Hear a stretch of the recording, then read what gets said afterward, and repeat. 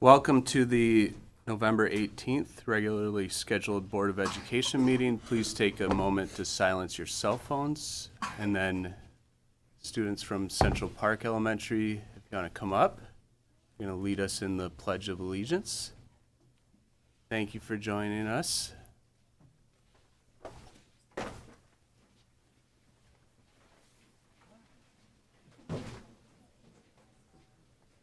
Line up right across the front. Okay, you guys ready? Pledge allegiance to the flag of the United States of America and to the republic for which it stands, one nation, under God, indivisible, with liberty and justice for all.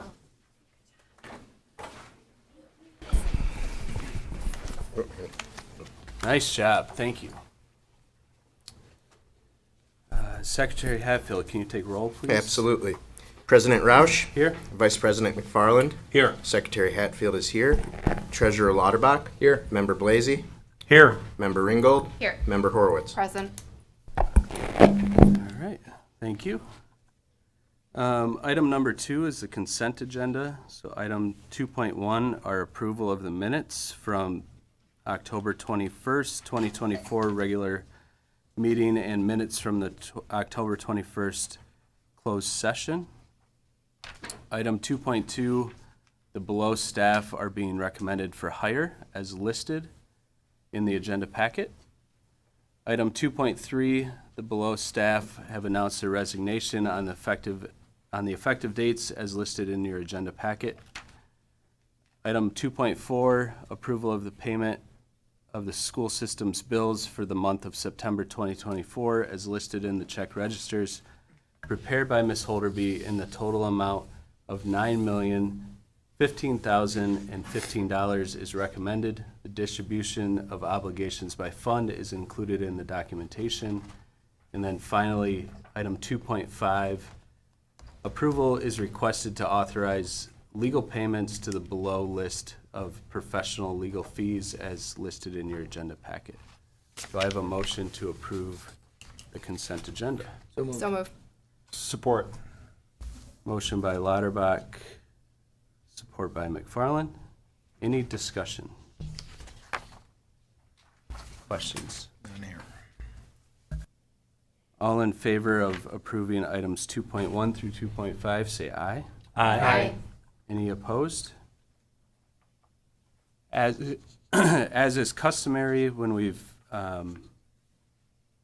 approved hiring of director levels, ask Katie Geyer to come up and say a few words, and congratulations on the new role. We're excited to have you represent the district as the Communications and Community Relations Director.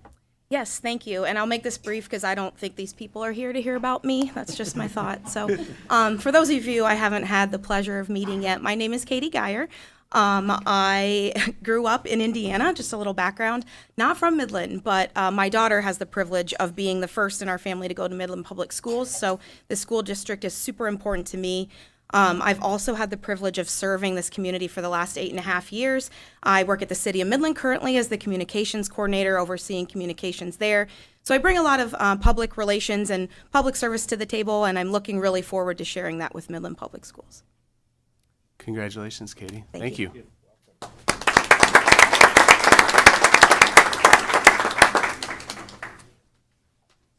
Okay, item 3.1, Shining Stars. Penny.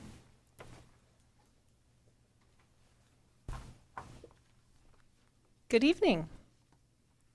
Always excited to highlight our team members who are shining stars, and I will start with Andrea Servinsky.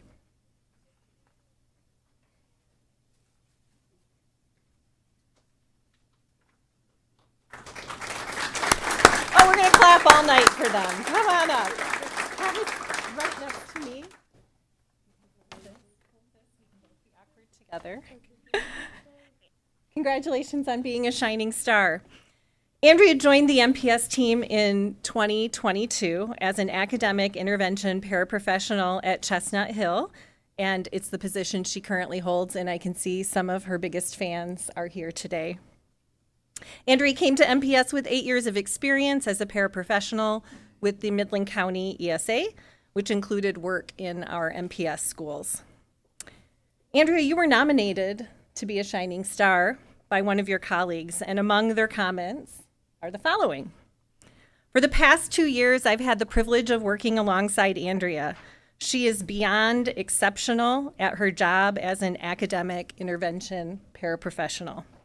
She spends extra time searching for the perfect tools that will make the greatest impact for her students. Not only does Andrea help students with their reading needs, but she builds relationships with students, letting them know that they are cared for.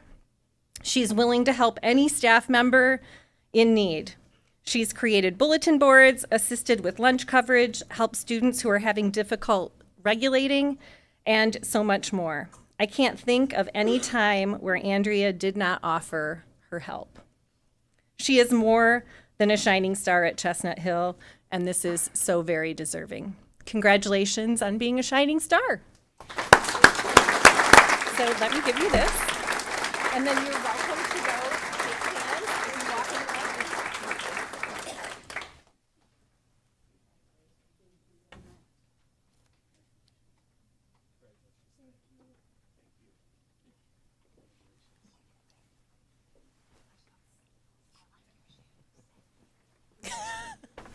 Even a compliment on her shoes. See, it's all good.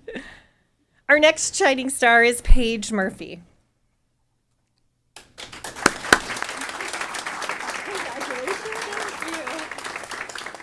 Come stand right here.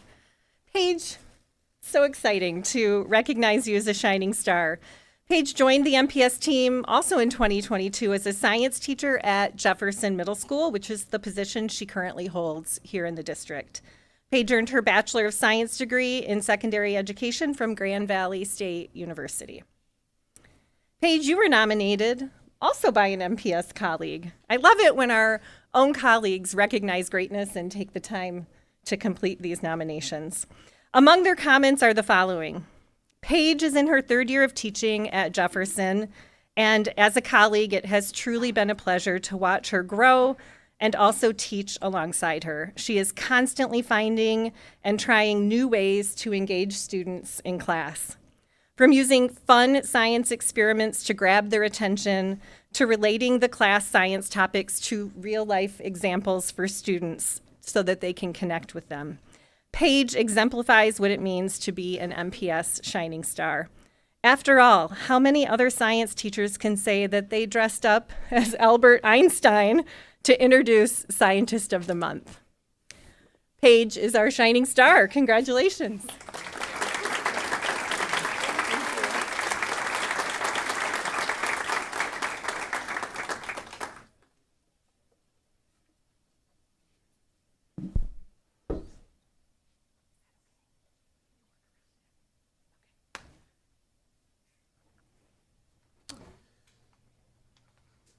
Item 3.2 on our list is Spotlight on Excellence. And this month we have Kara Stark from Central Park Elementary.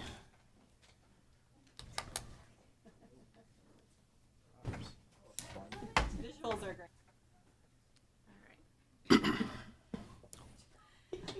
It's fine. Good evening. My name is Kara Stark, and I am the proud principal of Central Park Elementary. Joining me tonight is the wonderful 3rd grade teacher, Leanne Reel, and some of her amazing students, Bo Ray Coe, Colton Varner, Arthur Green, and Gabby Beckwith. We are so grateful for the opportunity to share something special about Central Park Elementary with you tonight. We believe our presentation will highlight the unique qualities of our school and its students. Thank you for your support and for allowing us to showcase our school community.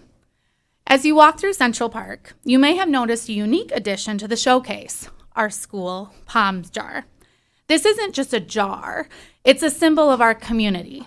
Each colorful palm represents a moment of connection, a shared experience, and a feeling of belonging. It's a reminder that we're all part of something bigger than ourselves. The palm jar is Central Park's adoption of a positive behavior intervention and support system, PBIS.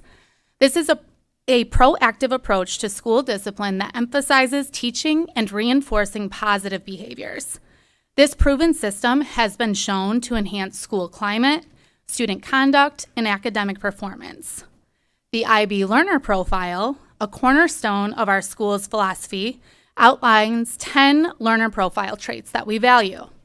These learner profile traits not only shape individual student development, but also contribute to a thriving school community. Each trait can be nurtured to foster a positive and supportive learning environment. By combining the structured approach of PBIS with the holistic development of the PYP learner profile, we aim to create a school culture where all students can thrive.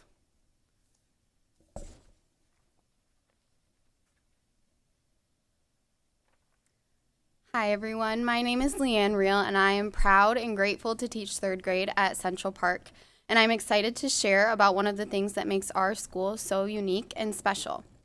As you heard from Kara, we use the POM jar as a positive behavior system. POMs are a universal language in our school, as each classroom has a class jar and we have a whole school jar. This helps to foster a sense of community and elevate students' confidence and sense of belonging here at Central Park. For example, within my classroom, I am able to identify moments in our day when our whole class demonstrates being principled by working hard to complete a task and reward the group with a POM. I could also recognize when one student gives words of encouragement to a classmate and reward them with a POM for being caring. These POMs continue to add up until our class jar is filled. Then we work collaboratively to come up with an idea for a class reward that is meaningful to them and matches the effort that they have put into filling our jar. Since the POM jar extends beyond the walls of our classroom and across our whole school, it also provides our staff with the opportunity to build and maintain relationships across other grades.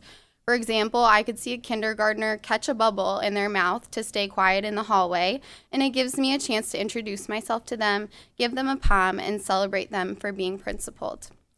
Ultimately, what's really cool about this system is that, yes, sometimes individual students will earn a POM, but in the end, we're all working collaboratively towards the common goal of filling our whole school jar through continuously celebrating our successes, our growth, and our learning, and recognizing all of the amazing things that our students do within and beyond the walls of Central Park. And speaking of some of our amazing students, I have 4 of my third graders here tonight to tell you more about their experiences with the POM jar.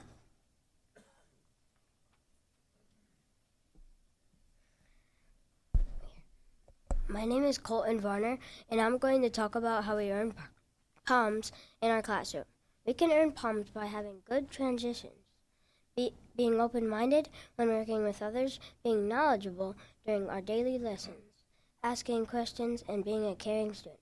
Picking up trash, helping a friend, saying kind affirmations, and doing the expected is what we can do to earn a POM. By doing these things, we earn POMs to work to fill up our classroom jar. When I get shout-outs, it makes me feel proud. So I work hard to be a role model for other students.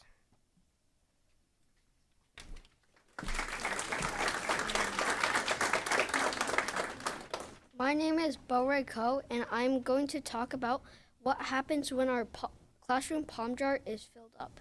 Once our jar is filled with POMs, we get to vote as a class on a reward or a prize. Some of the different things that we can earn are a movie day, a read-in, a stuffy day, extra Chromebook time, a game day, a sweet treat day, and the list goes on. One of my favorite classroom rewards to try to earn is when we get to watch a movie. My classmates and I are always trying to show the learner profile traits on a daily basis to earn POMs and fill up our jar.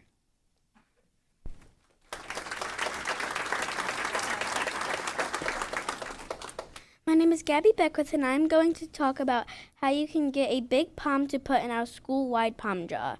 There are daily shout-outs on the announcements, and if your name is read for a shout-out, you can go down to the office and get a big POM to toss in our school-wide POM jar. Similar to in the classroom, shout-outs are the ways to recognize when students are exhibiting the learner profile traits. I have had shout-outs I've had shout-outs before for picking up trash on the playground and being kind and respectful to what they guest teacher. I love having my name on the announcements and tossing a giant palm into the jar.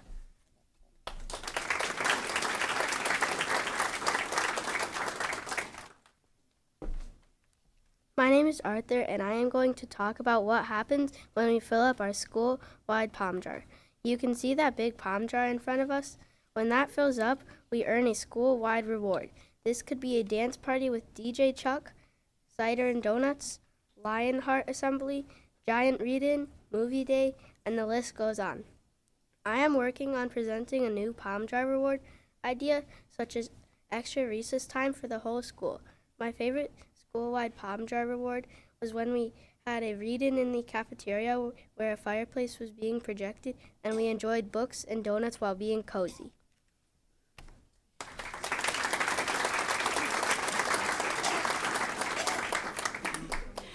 And to wrap up this evening, we want to give you a glimpse of Central Park's morning announcements. So good evening, Midland Public Schools. Today is Monday, November 28th, 2024. This is Mrs. Stark with your evening announcements. Today, we have the following shout-outs. A big shout-out to the MPS board members for their dedication to our schools. Your hard work and support doesn't go unnoticed. Don't forget to come down to the office to put your palm in the jar. Make it a great day, explorers.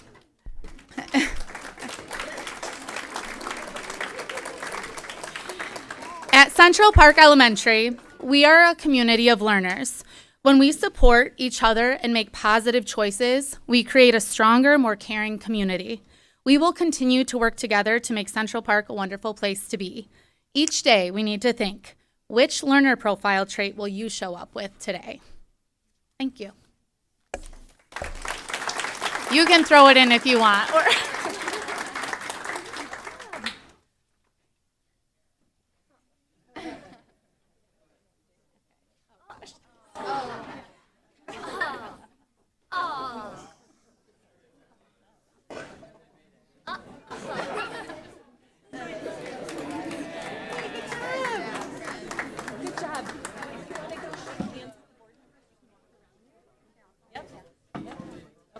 They're going to come shake your hands, if that's okay.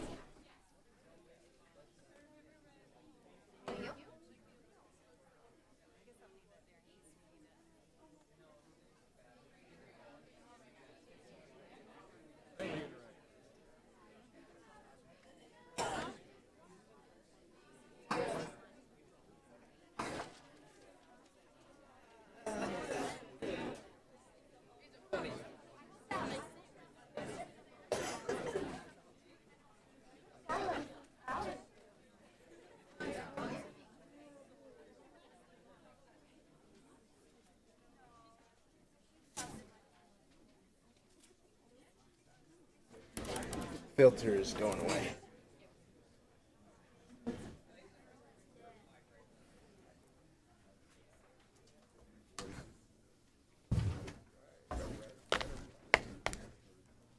I love seeing how they clearly not only think about the learner profile and what we're trying to do with the IB curriculum, but also there's obviously a culture of working together to create a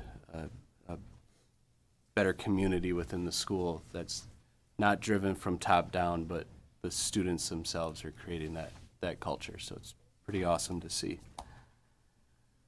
So at this time, we'll go to item number 3.3, which is facility planning. So this is another step in our process. So last week, we had gotten through, last week on Monday, we did our facility planning workshop, which was kind of where we had gotten to after about 2 years of work on facility planning, looking at all of the different iterations of various scenarios, community input, focus groups, with all the different stakeholder groups. And at that time, we as a board had worked to consensus and charged Penny with going back and then making a final recommendation back to us. So at this time, So actually, Phil, if I might interject, Yes. I think we left 3.3 as our I'm previous sorry. standing item. I I'm- think we're going to move you're on right. to, yes, public comment, and then we have section 5 for that. I am, Sorry about that. The agenda was confusing You're by leaving correct. that standing item in. so we will, yes, thank you, Penny. So we will, later tonight, in a few minutes, we will do what I just said, which is have the Penny's recommendation back to us, and then, again, in terms of timeline, pending the outcome of that, our final approval of any ballot language would be at the December 18th meeting. Thank you for correcting me on that, Penny. At this time, we have item number 4, which is request to address the board for public comment. So I have a list here. First up, Carl Rishi.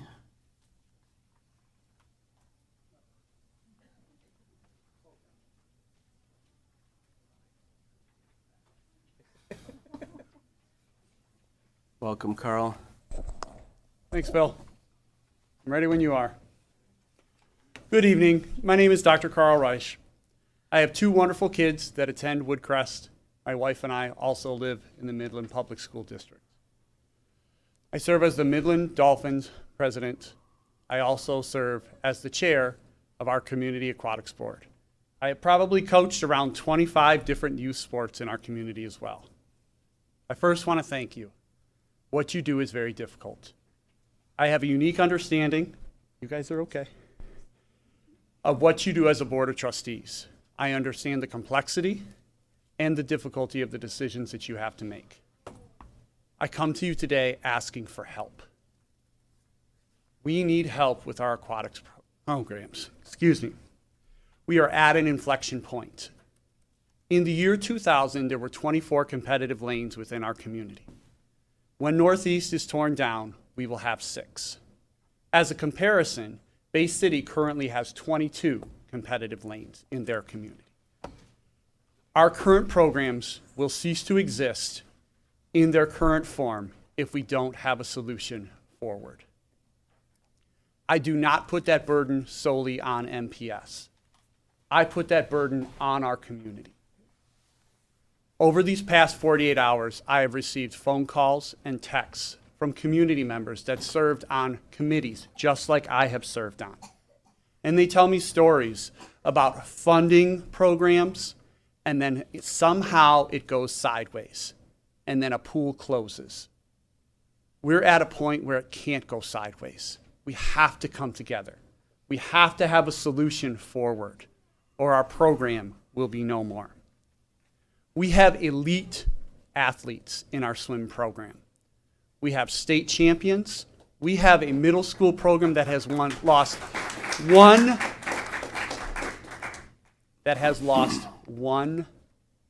what are they called? Meets, excuse me, in 25 years. And we have a group of folks that went to the Olympic trials to watch Claire Newman. We're good at this. We won't be if we don't have facilities. There are many paths forward. I don't know the exact path forward, but I do know this. We can't have less. It pains me to hear of other priorities that we may have that don't include swim. If this bond is about pedagogy, bricks and mortar, and roofing, sign me up. But when there are other facilities that are athletic pieces put ahead of swim, it gives me pause. I love to coach football, and I can only imagine what would happen in this room if we said, don't think we can afford helmets. Thank you. I'm sorry I was over time.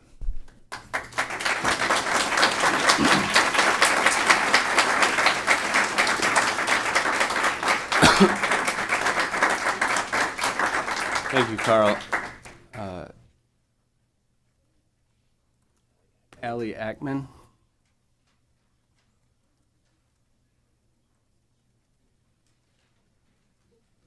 Hi. Hello, I'm Allison Ackman. I am a Midland Dolphins coach.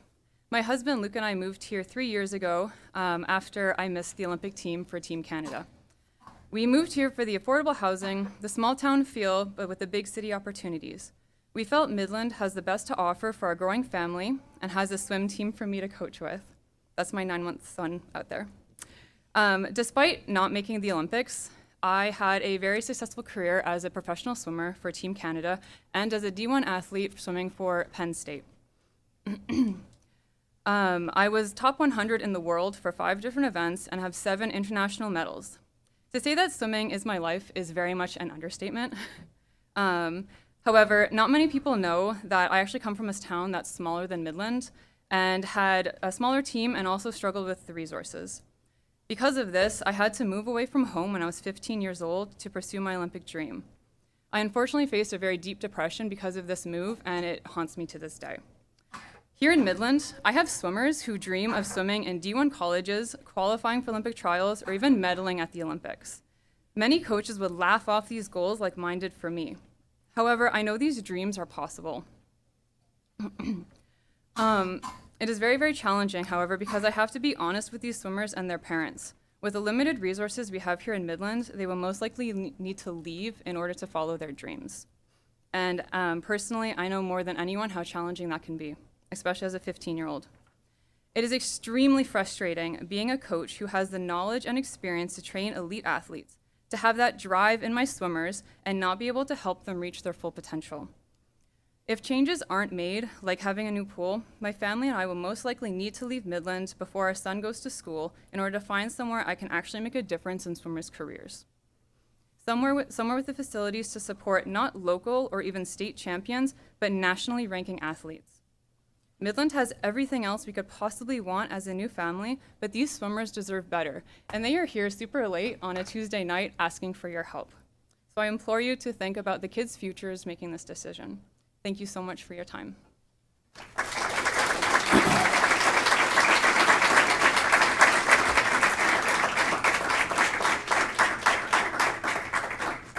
Thanks, Allie. Craig Austin.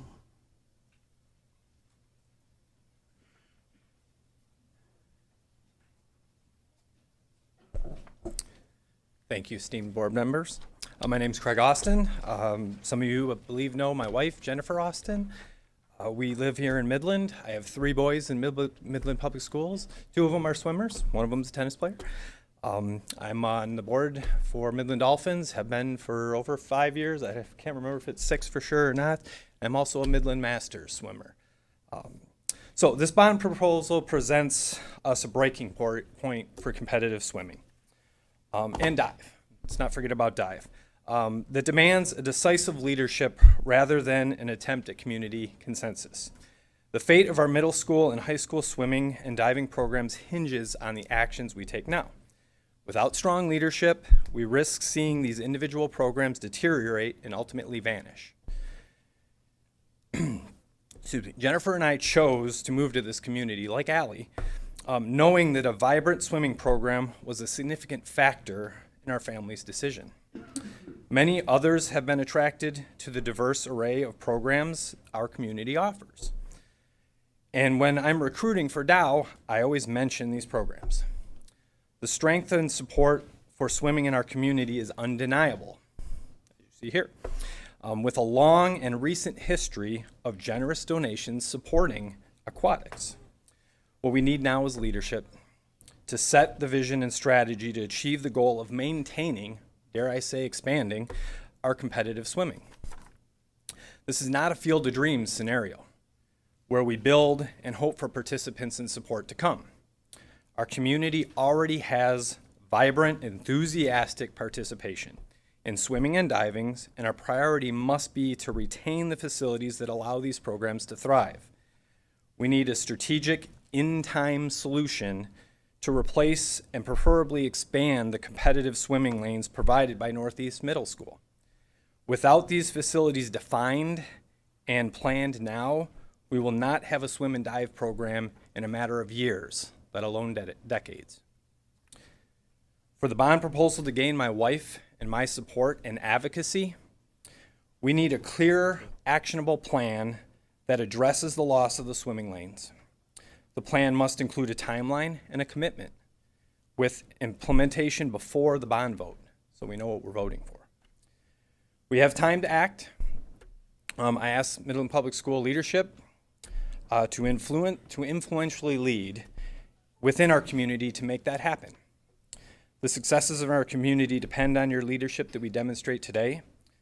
Let us come together to as determined leaders with a vision for the future and ensure that our swimming and diving programs continue to flourish for generations to come. Thank you.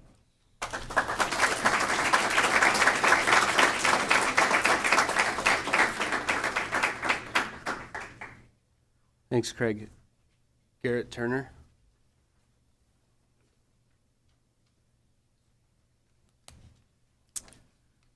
Good evening. My name is Garrett Turner, and I love the Midland Public Schools. I'm a former MPS student. My children are MPS students. I've coached 33 seasons of both wrestling and tennis in the district. I'm currently in my 21st year of teaching mathematics at Dow High. I want this district to make improvements, have great facilities, and I stand behind and personally work tirelessly to exemplify our district's mission to enable all to achieve success. My oldest son, who's here tonight, loves to swim. He swims 5 days a week at both the Community Center for the Jefferson team and Northeast for the Dolphins. Thus far in his swim journey, he has been given the opportunity to achieve success. The current proposal has consequences that go against this very mission. The proposal to rebuild Northeast will cause our community to lose one of the 3 indoor pools with no official date to replace it. With high school swimming using the Dow pool from August to March, this will leave the community center's pool as the only option for our non-high school swimmers. And this new pool was not built for competitive swimming. The proposal put forth by the Midland Public Schools says in writing, one of the outcomes of the new plans are to, quote, upgrade arts, athletics, and play. Although many groups will see an upgrade in their respective areas, this proposed plan will be a downgrade to swimming. Unfortunately, swimmers are accustomed to being downgraded in recent months. The new pool at the community center is a downgrade to competitive swimming. The new pool is kept at a warmer temperature than advised for lap swim, and its shallowness at both ends means there are no starting blocks. The Jefferson swim team, elementary swimmers, can never learn how to start a race at practice. All 3 pools in the community are utilized by MPS students from ages 5 to 18, from 3 until at least 7:30, and sometimes even 9 o'clock every day of the week. Closing one of them will mean some programs or swim teams will have to be canceled and swimming will be downgraded. This is not a way to meet the district's mission of enabling all to achieve success.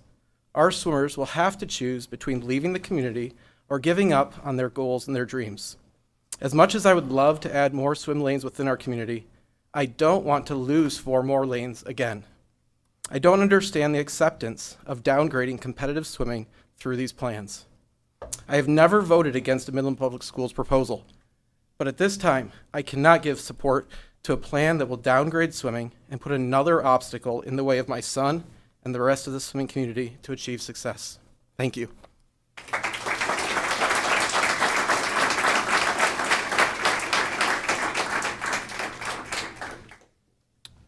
Thanks, Garrett.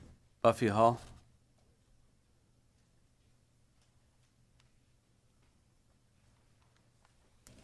Good evening. My name is Buffy Hall. I was born and raised in Midland. Some might say I was born and raised in a pool. I have been part of competitive swimming in Midland for 50 years. I joined the Midland Dolphin swim team at the age of 7. You can do the math. I swam on the Jefferson swim team and the Dow High swim team. I received a great education at Midland Public Schools that prepared me very well for college. I went to art school at the University of Michigan. Upon graduation, I came back to Midland to raise my family. I have been teaching art for Midland Public Schools for over 30 years and coaching swimming for nearly 40. I coached at Northeast for 5 years. I coached at Midland High for 7 years, and I've coached the Jefferson boys swim team and the Jefferson girls team for over 25 years, and I've only lost once. I cannot imagine my life without swimming in it. Many Midland Public Schools students and families have the same passion about swimming that I do. I have coached over thousands of kids in Midlands. I have coached many of your kids swimming in Midlands, whether it was for middle school or for the Dolphins or for high school. If I asked for a show of hands of how many people I have coached in swimming, in addition to the parents that are sitting here, there would be probably 90% of you. I have coached thousands of kids in this town. I love it. Midland Public Schools lost 4 lap lanes when the Jefferson Pool flooded in 2017. It was never repaired. Thankfully, with our partnership with the Greater Midland Community Center, the Jefferson swim team gets 1 hour practice after school. We used to have an hour and a half when we got to swim at Jefferson. I support that Midland Public Schools needs a new middle school, but the idea of losing 4 more lanes at Northeast is deeply concerning. Why not build a new school with a pool? I would imagine that there is no decision about taking away the gym or the football fields. This fall, Jefferson Middle School and Northeast boys both have 34 swimmers on their team. The Northeast girls have a history of having 60 girls on the team. Where will these athletes be able to train in their sport? The Midland High swim team, boys and girls, also use the Northeast pool. Where will they go on Fridays? And what will happen to the future of high school swimming? Why are kids in 2024 getting less than I did in the 70s and the 80s? I have coached many of our administrators' children and our board members' children. You know the importance of swimming in Midland and the impact it has had on you or your family. Midland has a long history in aquatics. We want our schools to improve. Improvement comes with keeping 4 lanes in a building or 8 lanes. I love my job as an MPS art teacher and as an MPS coach. Before putting together this bond proposal for a vote, Thanks, please Buffy. consider the needs of Midland Public Schools swimmers. Thank you very much. Thank you.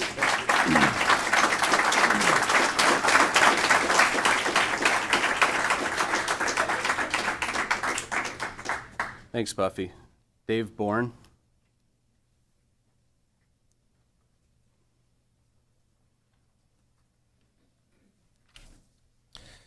Good evening. My name is Dave Bourne. I've been a member of this community for almost 50 years.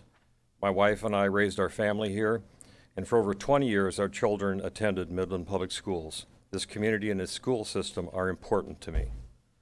I read with interest the newspaper article describing your recent special meeting.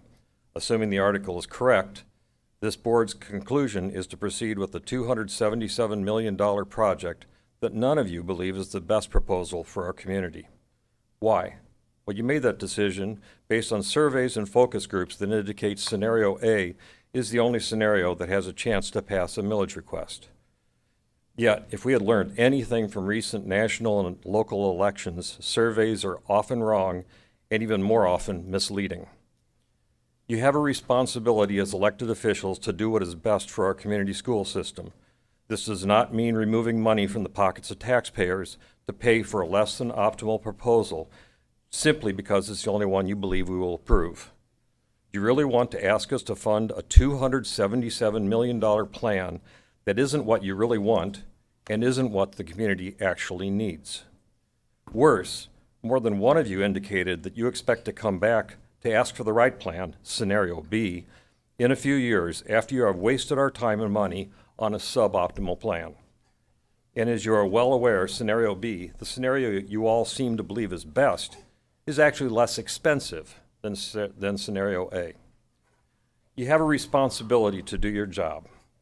Let me remind you what that job is. You must study the long-term needs of the community school system.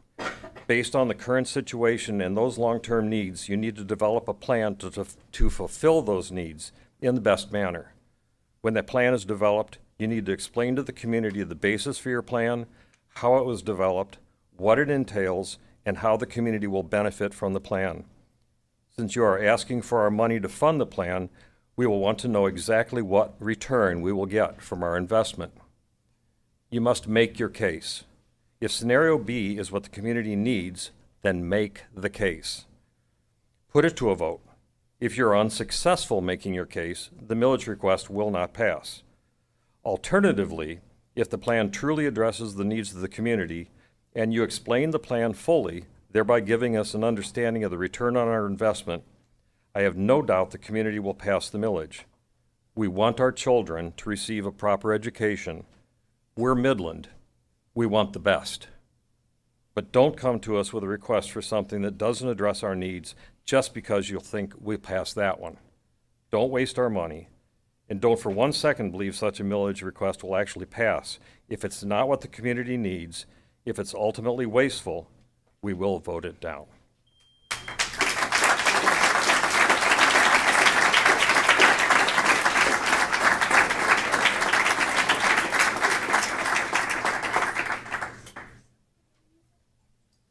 Thanks, Dave.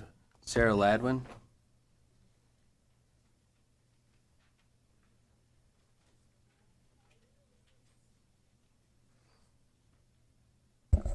Hi there, good evening. I'm Sarah Ladwin. I'm here speaking on behalf of the swimmers as well.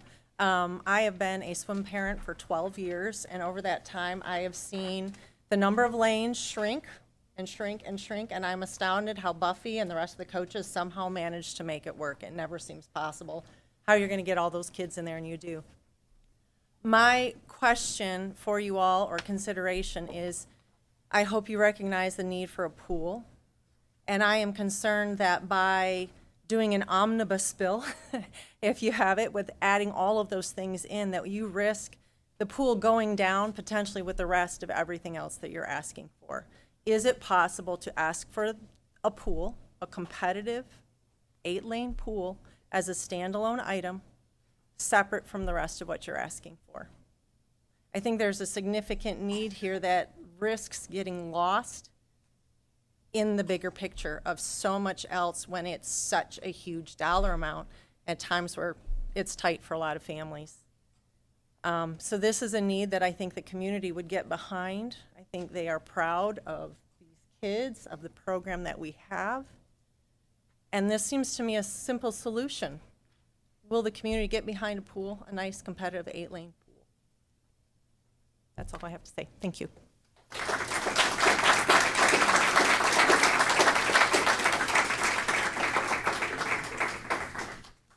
Thank you, Sarah. Renita Bonadies. Good evening. Renita Bonadies. I've been attending these meetings and speaking up for over 3 years now. I never cease to be amazed by what I see and hear from this board and the superintendent. We've had 3 meetings in the past 3 months that were 2.25 to 3 hours in length. It was once 2 hours into the meeting before public comments were even heard. Then there was a community meeting to hear about the bond proposals, and it was scheduled as a 1-hour meeting. So last week, we heard about the board working on these bond proposals options for the past 2 years. Then the community meeting took place less than 2 months ago, followed by several focus groups. So for almost 2 years, this board and superintendent were behind closed doors, having discussions with business partners and select people, but not engaging with the broader public. You know, the taxpayers that are to fund your dreams and visions. So the statement was made that you tried to get input from the community. You sent a postcard to every household. What more could you have done, you asked? Well, perhaps not waiting until the last 2 months of a 2-year project to engage the community in a real and open format would have helped. You had 200 people from the community take time to come and interact with the superintendent and about the bond proposal. And we all know how that played out, or should I say how the public was played at that meeting. You as board members did not even show up for the biggest community interaction of likely the past decade. Only 3 of you were there and available to interact with the community. 1 was not even running for re-election. Where were the rest of you? Why wasn't it important for you to be there? If you were really concerned about the input from the community for this massive decision, why not attend? Last week, I heard several attempts to blame the public if the bond proposal that is selected turns out to be the wrong one. Comments like, it doesn't really make sense why the public wants option A, and I guess we could give the public what they want, even if we believe option B is the better option. Instead, we'll just come back in 5 to 6 years and do the right thing. It seems like you're already taking the Pontius Pilate approach to decision-making. Perhaps instead, you could take ownership of the fact that you've done a very poor job involving the community, and in this process over the past 2 years, and now you are forcing something through without the community support. Each of you were elected to do the will of the people and given the responsibility to hire the superintendent to oversee the education of the children in this community. If anything fails, you don't get to blame the public. It is your responsibility, period. If this bond proposal doesn't seem like it's going in the right direction, maybe you need to stop and do a better job interacting with the community and giving them more than lip service. Do a true town hall meeting, let the questions be asked publicly and answered for all to hear. Don't shut them down after just 4 people out of 200 are allowed to ask questions. Thank you.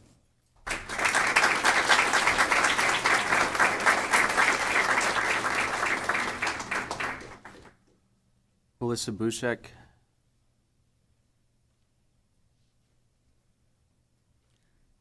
Hi, my name is Melissa Buchek. I'm back again to follow up on some points I made last week when I brought out a graph right here showing that over the past decade, MPS per pupil funding has trended 20% upward while student metrics both plummeted. Enrollment is down 10% and student proficiency is down 18%. This is inconvenient information, and I know you want to shoo me away and disprove it so that we can all talk about field houses and shiny new buildings. But to the board, I find it appalling that you are spoon-fed this data in a packet form by people who have a vested interest in pulling the wool over your eyes, and there seems to be no checks and balances. As I said last month, anyone can go and find this data at the source. The web address is mischooldata.org. That being said, tonight I have some further points to clarify. Please show number 2. My first point. MPS student proficiency is not only trending downward, but last year only half of MPS third graders were proficient in English and reading. As President Rausch pointed out, MPS, he says, is in the top 4% of the state of Michigan, but Michigan ranks in the bottom 10 states for education in our nation, and the U.S. doesn't rank well in the world statistics on education either. So a warning to the public watching, you're being lied to. My second point. When you fumble to understand, third graph.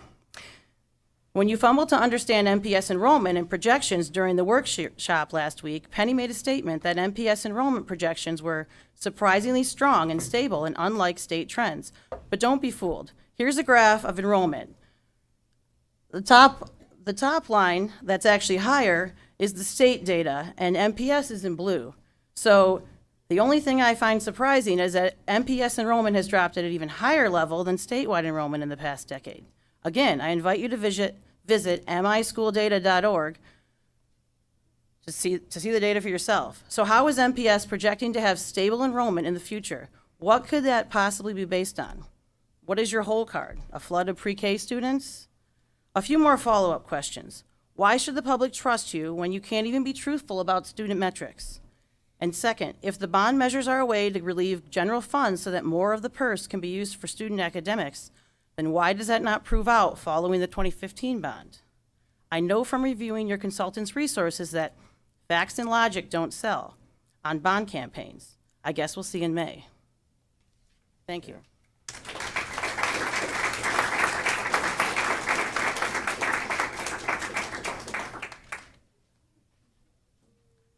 Bill Domina.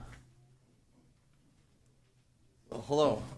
I've had 5 kids go through Midland Public School. They had great education and became very successful in their career. So it's very important as a retiree that the next generation, and what a compelling set of statements that we've heard, and the fact that the kids who go through that are probably going to become really great citizens. So I love the idea of a separate proposal. Omnibus in our government has shown to be a real problem, so I encourage you to consider that as a subject for a pool. I'm sure it would pass. What do you got to lose? The other thing is, as an engineer, I want granularity. I don't like general goals that can't be proven or to be tested scientifically. So just a couple of questions just to follow up on there. What are we going to do with some of these parcels that we have? We have 3 parcels that are for Cook, East Lawn, Franklin Center, and maybe even Carpenter if the bond passes. What are we going to do with that land? Are we going to reuse that? Is that going to help reduce the bond total? I'd like that to be considered. Also, how are we doing on maintenance? If we build 2 new buildings, are the maintenance budgets built in to maintain those? Because most of our buildings are, what do they say, 60 years old? Okay?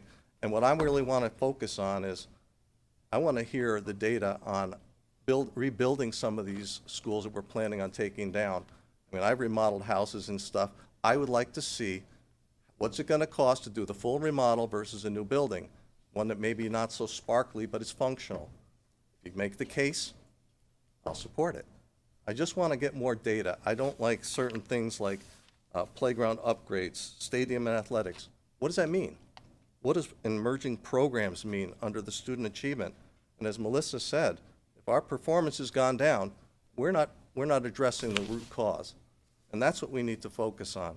It may not be the sparkle city that we're all used to, but we really need to focus on making sure that the academics go up, and then we can worry about if we're in the best looking facility that the state has, so that we can maintain our reputation as the best in Michigan. I just ask you to focus on the granularity. Let's see if we can really study on what we can upgrade versus what we can build new. That's what I'd ask you, and then I look forward to hearing your details. Thank you.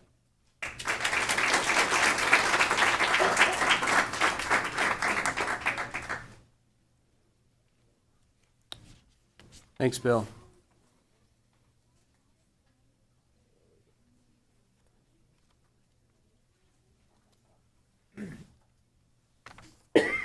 Mr. Bonadies. Here you go, Vanna. Greetings.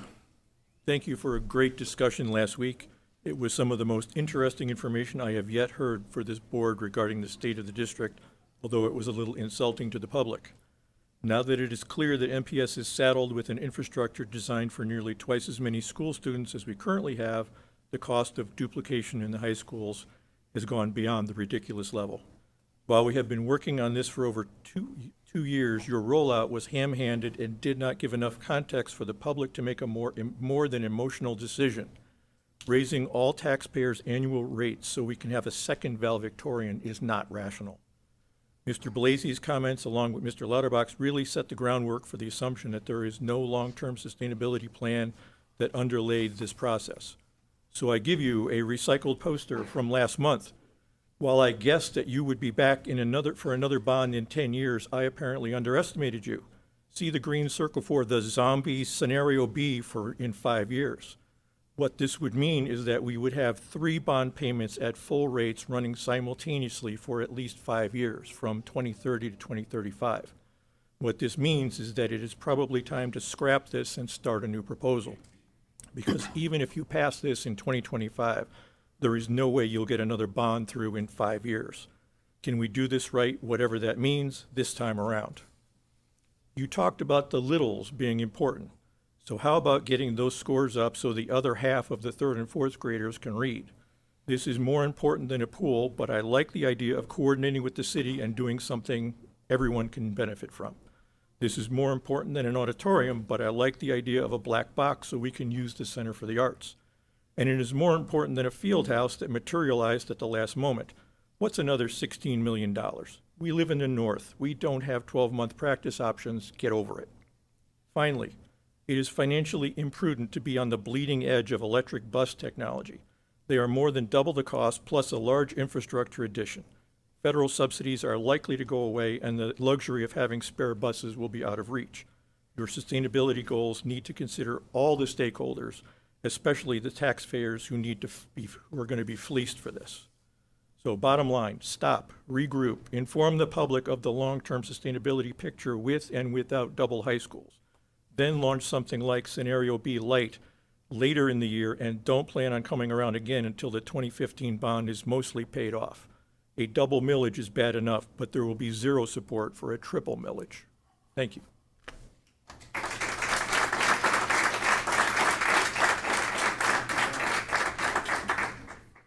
Thank you, Joe. Suzanne?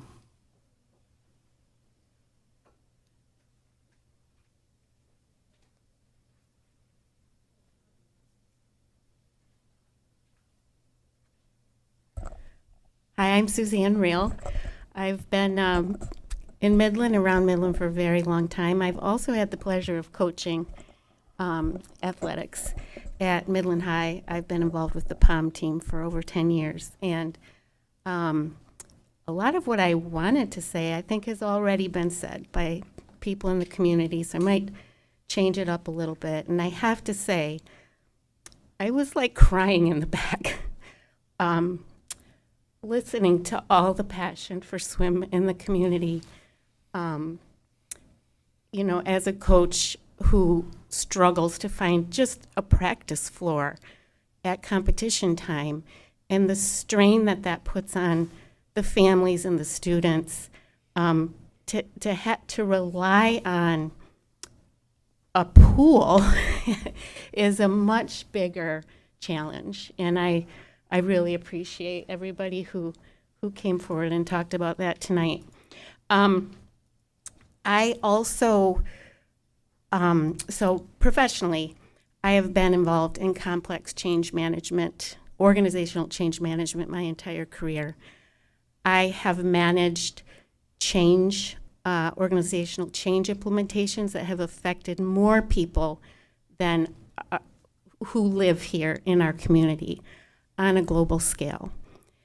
And one of the most essential things to make any program, even the smallest one, successful is stakeholder alignment and buy-in. And like the gentleman who spoke earlier, it is quite obvious that our leadership aren't even aligned. And so to lead a change that will cost the taxpayers a lot of money is almost an impossibility. And I don't think in the data that 49.66% who picked A or B is really picking to, they're not choosing to vote for A. We were given a binary choice. Would you pick A or would you pick B? And it's human nature to choose the path of least resistance, the path of least amount of change, even if the right change is the better one for all of us. So I don't think when it comes down to actually paying for that, we're going to see a majority vote, just because we aren't aligned. And there is a lot of emotion around this. Actually, I've been trying to get some people's attention, but I actually came up with some possible, I don't know if they're breakthrough ideas or not, but when I read that we're going, I will. You can follow up with us. Can I? Yes. I would really love to do that. Thank you so much. Thank you.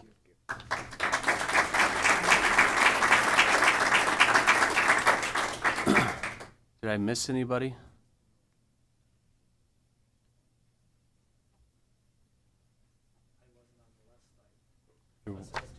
Nope. You're welcome. Please state your name. Hi, I'm Richard Hauser. I have 2 kids in the Midland Public School District. So I'm here for swimming as well as the bond proposal. I will say I'm the black sheep of my family in that I didn't do competitive swimming. I was still lifeguard, heavy scuba, everything else. Community-wise, I have the issue of just finding spots to teach my kids to swim. A lot of what I have to do, I cannot do at the community center pool.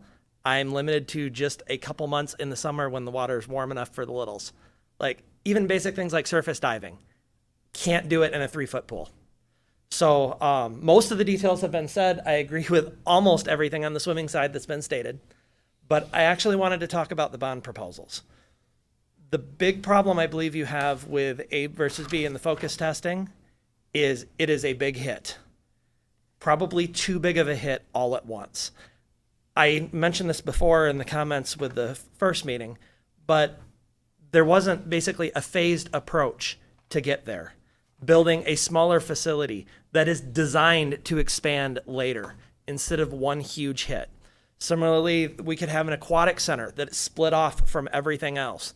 At my high school, my old high school, Kersley, near Flint, the pool was utilized almost all the time. There was open swim hours every single week for the community. All the different clubs, even outside of school, had practices there. If there's a facility, that thing should be running almost 24/7. The more you can actually run something like that, the cheaper the overall costs are going to be in the fees that come in. Maybe having that directly tied to a high school as opposed to on the same campus is part of that issue with not being able to get as much utilization out of it. So please consider other alternatives to the current scenario. As it stands, I will definitely not be voting for scenario A, but I want to see more details on the plan. I'm an engineer myself. I would even want to see layouts of the buildings if you have them available. Post that stuff up there. A lot of the community can't handle it. Some of us can. I'd be interested to see that. So I look forward to what you guys can do. Thank you.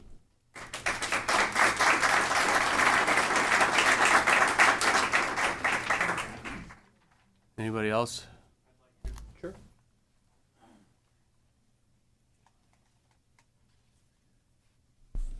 My name is Patrick Hall. I'm a disabled vet. We moved here in 2020. I don't want to bring up the emotions. I'm here for the swim team as well. My son is on that swim team, but let's look at the brass tacks of things. For football players to go pro, we're talking 0.013%. Let that sink in, 0.013%. For swimmers to go pro, that's 1%. So the question is why are we focused more on the football? Because yes, I understand it is a pastime. It is fun to do, okay?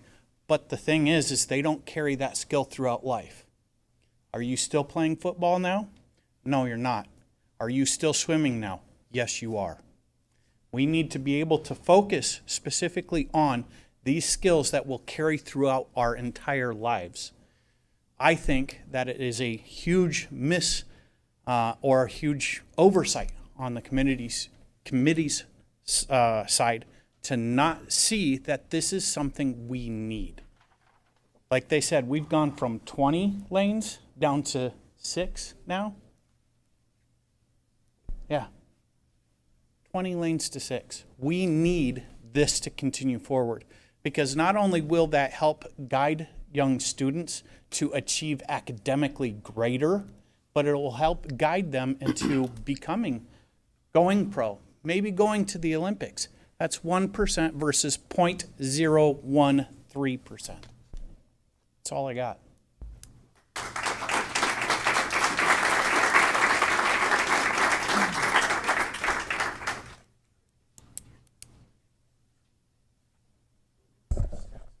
Hello, my name is Renars Bunzis. I've been within our community for the last 9 years. I'm originally from Latvia, tiny country in Northern Europe, and I was a Latvian national swim team swimmer, 17-time All-American in swimming, and a college graduate with swimming.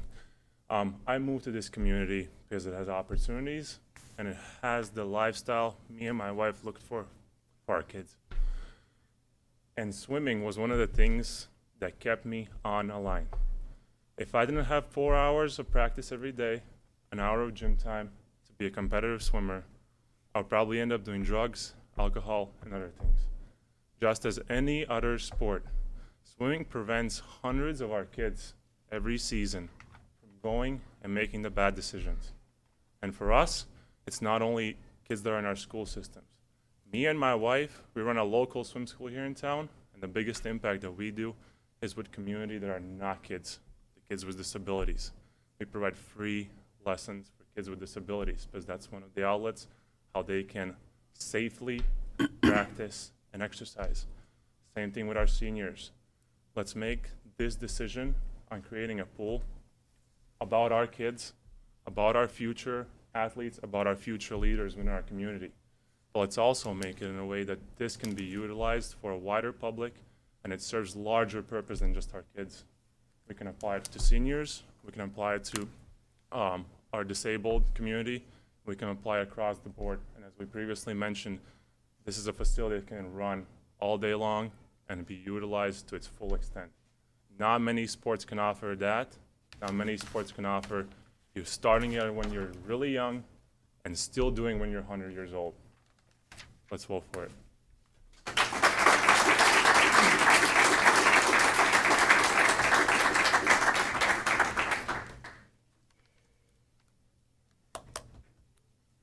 else?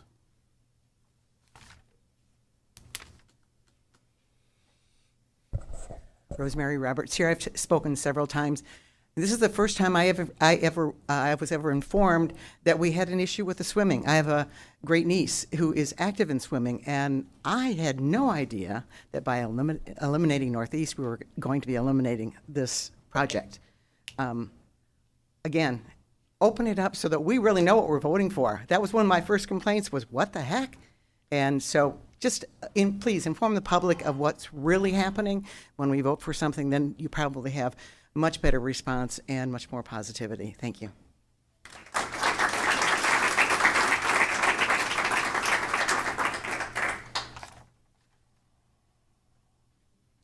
Hi, Emily Dixon. I would just like to reiterate a couple of things that I shared with the board earlier or last week, and then a couple of comments that were made today. I think that the community response that's been given thus far is we don't have enough information. I said that in an email to the board. In the last 2 meetings, I found out so much more information that turned me from being 100% behind option A to questioning that and leaning more towards option B. When I hear the school board discussing it in a meeting and I hear the word begrudgingly a lot, that told me, like, okay, I think I don't understand something. I'm missing something. There's something I don't get.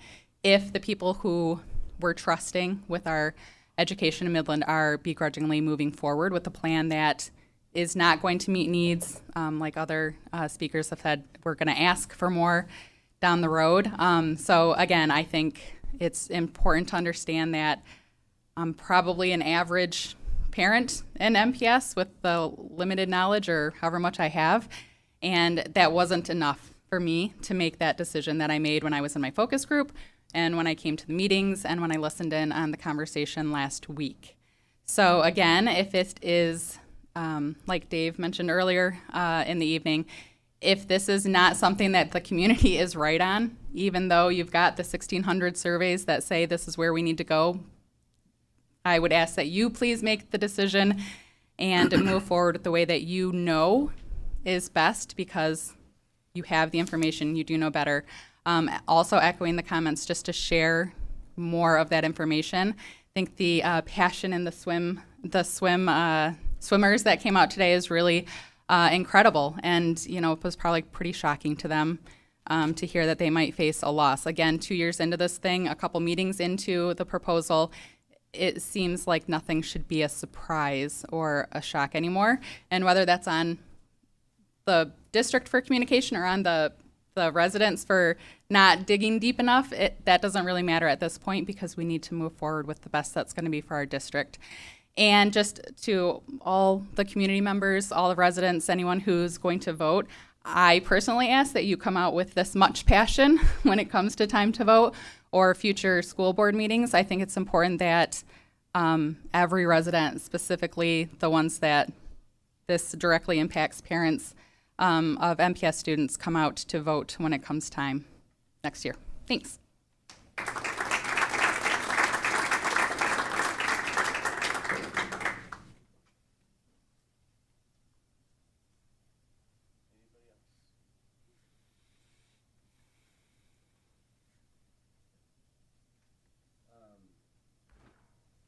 I'll address a couple things.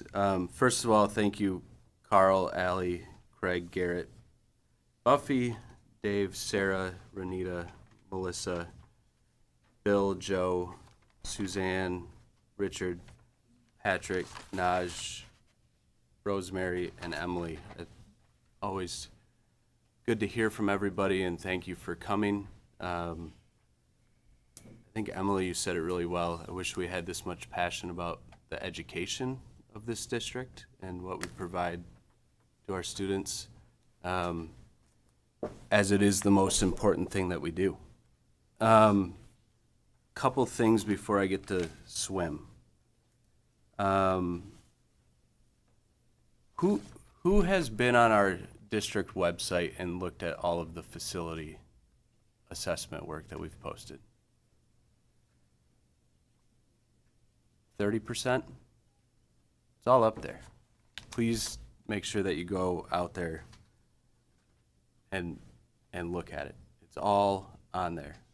Everything that you can imagine, every question that has ever been asked of the board or the superintendent or her team.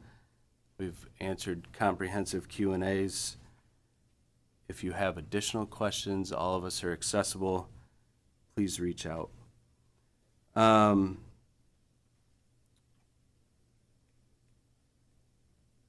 Bill, just wanted to address East Lawn. We do have a sale for that already done. Franklin, I'm really excited to report. I love what we're doing with that property. We are developing that. Our skilled trades kids are building a habitat home once a year on those pieces of property. So it's been an awesome collaboration with the city and Habitat. Carpenter, I don't know. It's dependent on the outcome of our bond. Maintenance, I don't have the numbers in front of me, but we can follow up with you on that. To your point, it costs us a lot of money specifically to keep Carpenter and Northeast open. That's part and parcel as to why we're actually looking at taking those offline. Joe, you're spot on. You know, we want to try and find areas in the community where we can coordinate. This community should not have multiple of everything. I think when we can learn to cooperate and share resources, we have the best outcomes. So I think you're spot on, and you'll see that we endeavor to make sure that we do that as much as possible. Suzanne, if you have opportunities for us that we can learn from you, especially on change management, I'd love to hear more, and reach out to me directly. You know, I think at the end of the day, just want to make sure I didn't miss any other things I wanted to address before addressing the pool. Look, here's my perspective on the pool. When we started this process 2 years ago, Carl, you asked us to participate on a community advisory panel that you ran for the pools. Jen was the representative for MPS, and you participated on that panel. And that panel's recommendation to MPS was that the best owner of a competitive pool was Greater Midland, correct? I thought we had a deal. I thought that moving forward, we had committed to keep Dow High open and invest in Dow High. And we had committed to financially rent time from the community center once they build the pool. To Joe's point, we didn't want to duplicate assets in the community. I think that was the recommendation of the advisory committee. I think, you know, Naj, I don't know if I'm pronouncing your name correctly or not, but Naj made the point that there are many other user groups that utilize a pool, whether they go to our schools or they don't. We want that facility to be utilized all day long. If you put that school on our balance sheet and it's in our asset fleet and it's connected to our building, even if it's on our campus, we severely restrict who uses that facility. One of the top priorities, or the top priority, when you send your students to our buildings is that they come home exactly as you sent them to us. We don't mess around with safety. I don't want people that I don't know in our buildings or, frankly, on our campus. There's a reason that our community has paid for millages to support SROs in our buildings. There's a reason that our community has continually funded and prioritized the safety and hardened the outside of our buildings. We had a deal.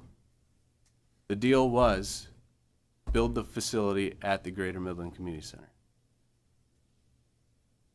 I'm failing to understand what has changed from that deal.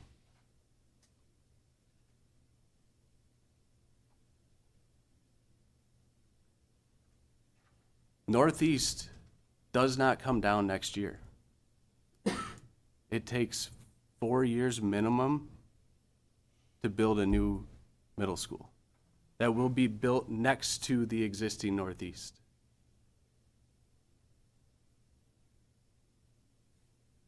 So what I'm trying to say is you've got 4 to 5 years to figure out how to get that pool built. And if you put it on our balance sheet, it restricts the access to the community, to the greater community. So I don't think us building the pool makes a lot of sense, and that was the recommendation of the Community Advisory Panel on pools. I have a swimmer in Dolphins, right? He loves it. I don't want to take away pools in the community, but I don't see how schools are the answer to the solution. Can I interject? Is that? Yeah. Are you okay?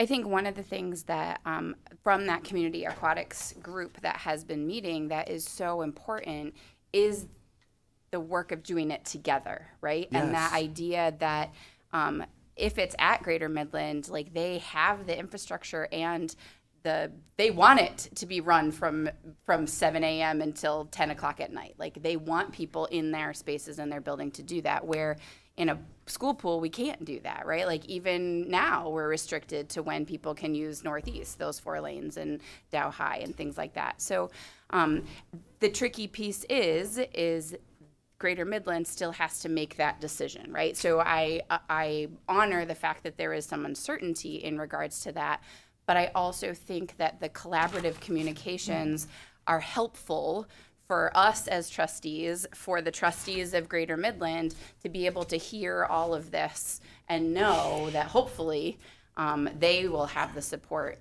in that realm as well to build that 8-lane training pool. So. I have a question, Yeah. Jen. Sitting on on that advisory panel, Yep. how much communication has gone back out to the community about your progress there?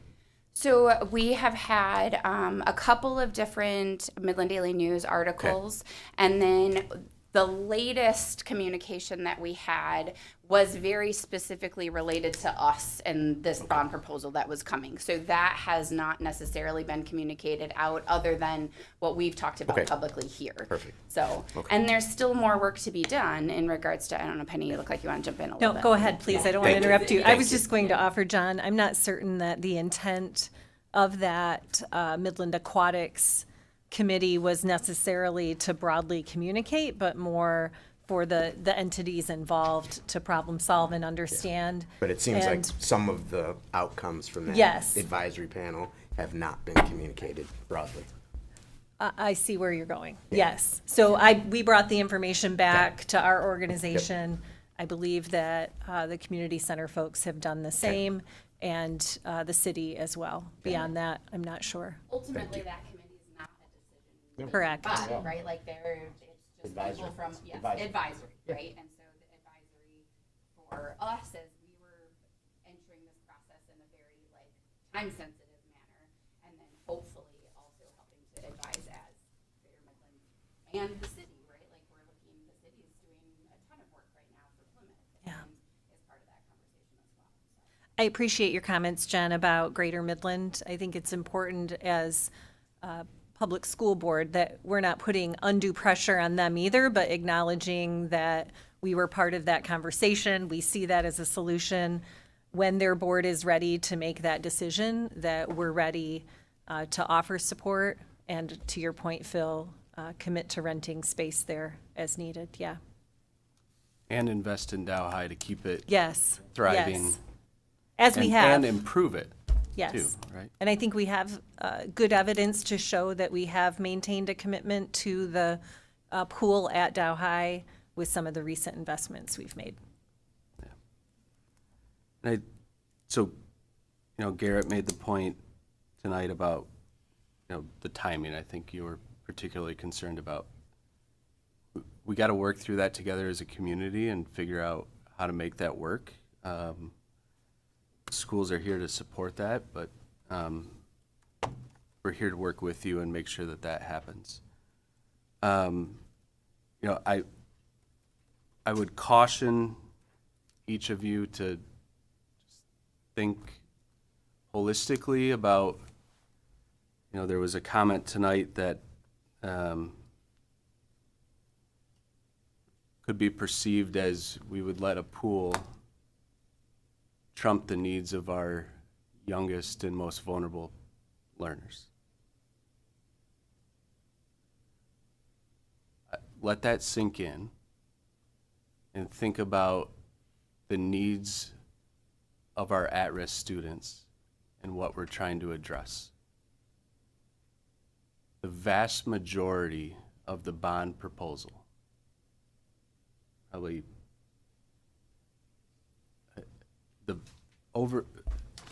well over half of the funding, 90% of the funding, is to address the needs of our youngest learners, to address space constraints, pre-K, and a building that's falling down. Those are the three priorities that we've had all along. They get at the things that Melissa brought up tonight to specifically address our test scores at the third grade reading level and try to expand our pre-K offerings so that we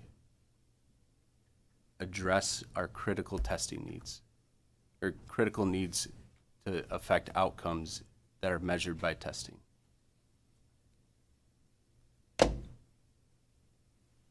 Please don't let perfect be the enemy of good, because we've got a really good thing going here.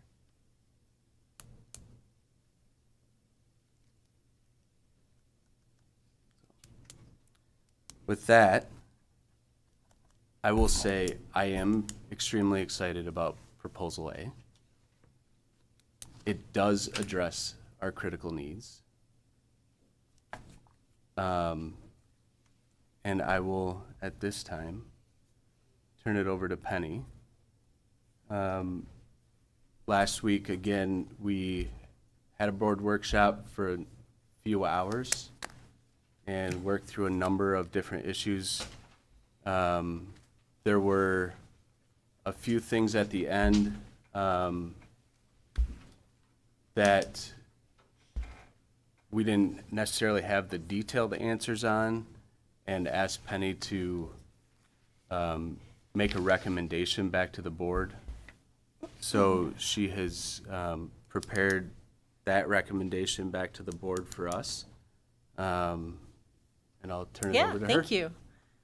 I'll also just ask board members, as you speak this evening, if you could please make sure that your mics are on and that you're talking directly into your mics. We received some feedback from our crowd last time that it was difficult to hear you all if you're here in the room.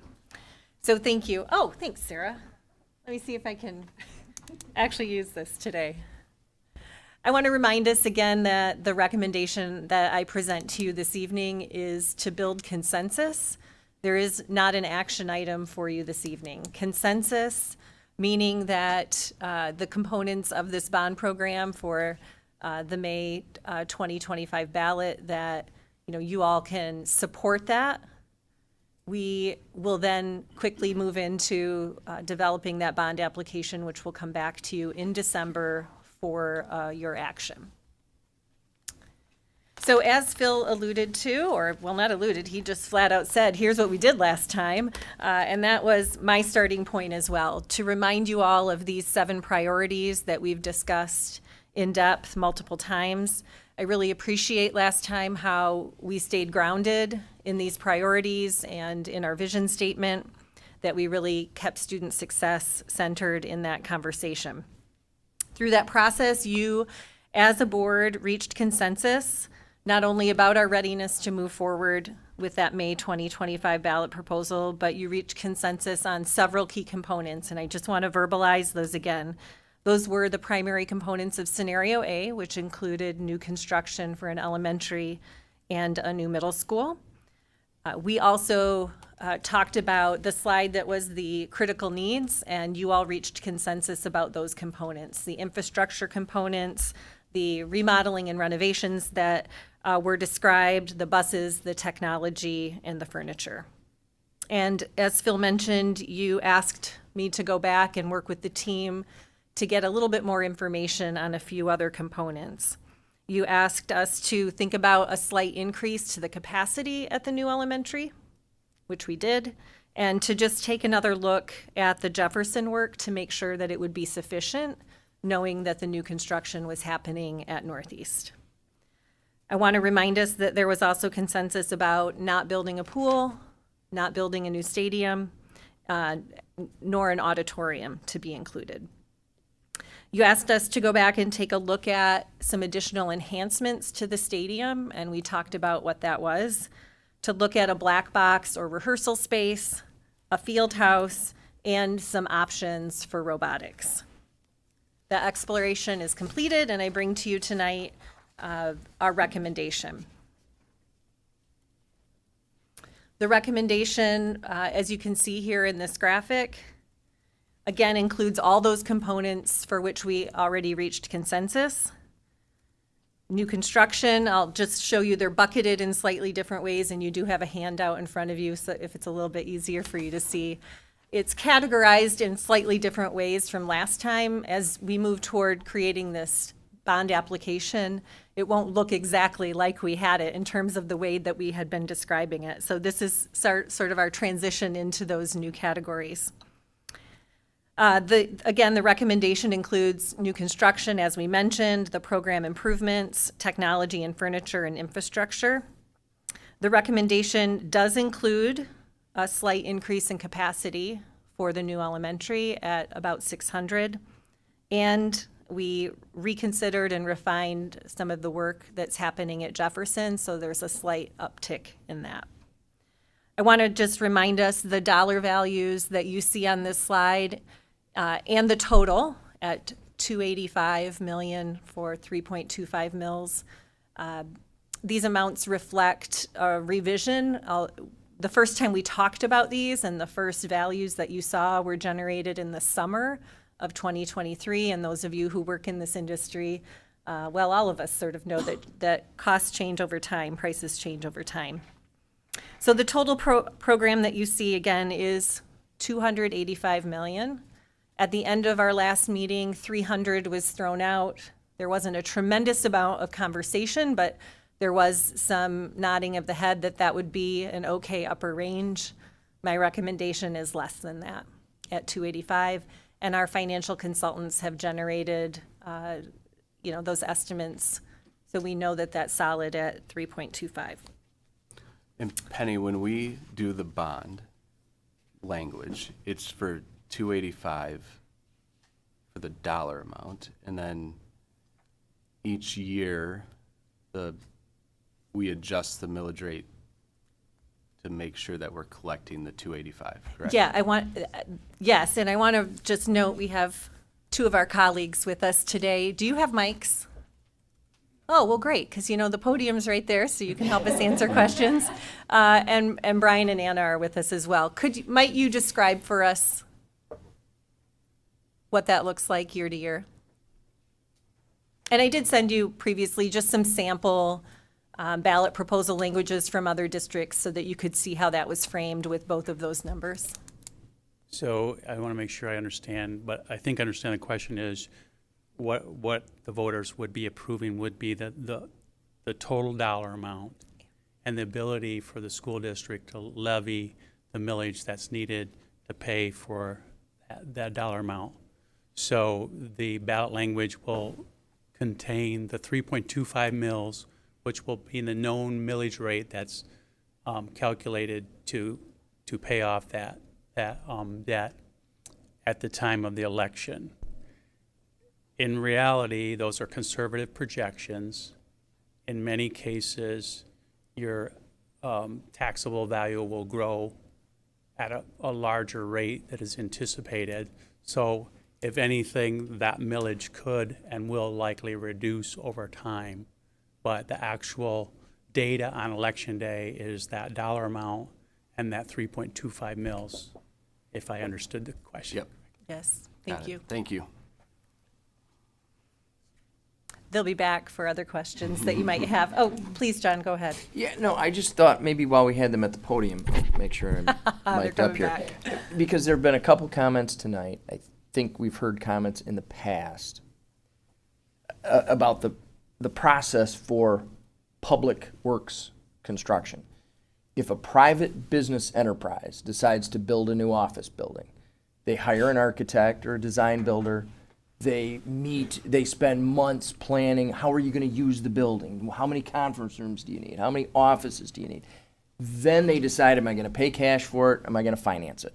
They go out and find the financing. Once the financing's in place, then they start construction. And I think that's what most people assume we do too. In public works, it's backwards. And it's not because we're choosing to do it that way. And so if you, with your expertise, could help explain to the public why we do it the way we do it, because it's not intuitive. Right. And I understand that it can and it is confusing. But basically, because right now your community hasn't approved anything, and so it would be a significant investment for you to pay us to design and estimate and come up with a fairly precise set of documents that would define what these new facilities would be when they're ultimately, before you put shovels in the ground. And just to put it in perspective, when you say significant on a project of this scope, it could be millions of dollars of design work. Yes. Yeah, okay, I just want to And so what we do use, though, to help with the process, and this is something that, you know, we're forced to work with because of the arrangement of the process, we use historical data. So when we're anticipating something like a replacement of Northeast Middle School, we know that in the recent past, similar facilities in other districts around the state, and in some case nationally, have been developed at a certain amount of square footage per the number of students. We then develop a program document to validate if that square footage assumption is correct. But again, because of the process, it's a little bit presumptive, and we don't have the time, or you don't have the time to invest in us sitting down with your staff and understanding what the actual Northeast replacement will become. And so within those programming square footages, historical data, there are contingencies, there are construction contingencies, but we have to feel comfortable that the number that we give you will allow you to build what will be an appropriate replacement for your existing middle school, or the other building would be a new elementary school. And again, we know that there are averages and historical data that tell us what it takes to house 600 elementary students in a facility. And it's unfortunate, I know it's painful for people not to see. I sympathize with the engineers who are visual people, but right now, those are just simply numbers in a programming document, in a spreadsheet. And then I would just add that our track record with the 2015 program, our track record with the 2015 program was successful when we were able to complete all those projects, you know, plus some additional projects. So the same process and methodology that applied to that would apply here too. Okay. Yeah. Thank you. It's a helpful explanation of the process, I think. Good clarification. To put it in perspective, as an engineer that ran the engineering department at Hemlock for a while. Our typical engineering cost on a capital project is 10 to 15%. Yeah. It means you're spending 28 to 42 million dollars. So yeah, if Before we your did it the construction way a specs go up. private job runs, we'd be spending $30 million to get the design work to then figure out what we're gonna do. And we didn't think that's an appropriate use of taxpayer money. Thank you. So I'll continue on just to round out the recommendation, and then we'll open it back up for dialogue. So those extra components you asked us to go dig into, we did that. You'll see that the one that is included in the recommendation are those additional enhancements to the stadium. This is bleachers at the east end, and I'll remind you, already reached consensus about the initial renovations to the stadium, the restrooms, the team rooms, concessions, entry work, and moving those down to the east end, the concessions, team rooms, and bathrooms. So putting the bleachers down there for the band to be seen and heard by the crowd, and then some additional work with landscaping and lighting and a few other features to really make that a very user-friendly area is what's represented and recommended to you. The other components did not make it to my recommendation, and I want you to know why. The black box rehearsal space we did explore, and one of our first steps was to reach out to our teachers, who would be those that would use the space. And Anna did a great job convening them and really hearing what they had to say. And when we heard that they did not see this as a viable solution, we stopped further exploration. The field house we also explored. We connected with members of our admin team to really understand what the usage of that could be. And while it was clear that it would be a welcomed asset and likely used frequently, there was also consideration of the fact that it would be at the Midland High campus as part of the community stadium complex, and that the disproportionate use of that by Midland High was a concern for both of our admin teams from both schools. Also, not part of the original conversation, sort of emerged a bit later, and it wasn't something that we were able to test with our community. The Robotics Center was an interesting endeavor. We have a couple of different pathways that we were starting to explore, and thanks to Brian for digging into this as well. One of those is to purchase an existing facility here in town and renovate. That's what that 6.4 million above the red line represents. And I think that idea emerged here from some of you last week as well. We also looked at high-end construction of a similar sized facility that was considerably more expensive, and kind of a lower-end construction of a facility. I took an opportunity to reach out to our primary contact for the robotics teams, and this person has been just a real steadfast partner to us and has really been the leader through multiple moves that we've had over the years. And through that conversation, just really good dialogue about how grateful they are that we continue to support them. You know that we're renting space. And what really emerged was an understanding that we likely can have a collaborative solution outside of this bond program, which is why it's not included in my recommendation to you. So that's where we land with the recommendation. As I open this for dialogue, I'll just remind us our intended outcome tonight is to reach consensus on these significant components, these larger components. And I welcome more detailed questions as well as you review the documents that you have. Daryl and Dale are here to help us process that. Brian and Anna are here also for financial questions. And I'll turn it back to you, Phil, so that the two of us can sort of facilitate this discussion. I have another Daryl and Dale question. Come to the mic, gentlemen. Of the 285 million, how much is labor and how much is materials? So the 285 million is generated through like unit cost, like cost per square foot. So, I mean, typically in projects like these, it's about 50-50 for labor and material. Okay, so 142.5-ish. Correct. Is labor. Correct. Okay.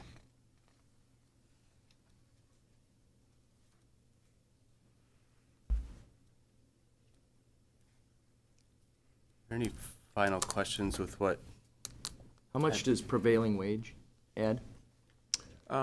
Prevailing wage, what we've seen recently, kind of the trend in prevailing wage, is that through the last, let's say, decade, with a lot of the, the construction as active as it's been, that a lot of those labor rates have grown to be similar.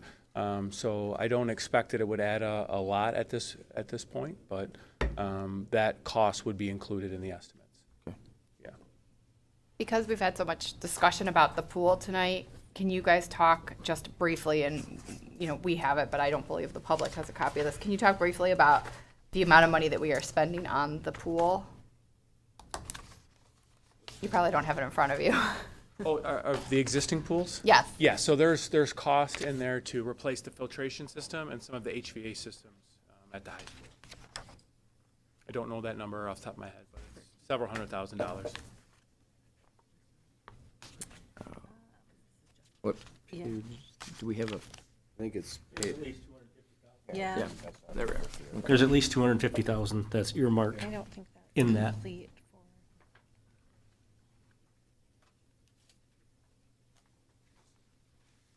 for. And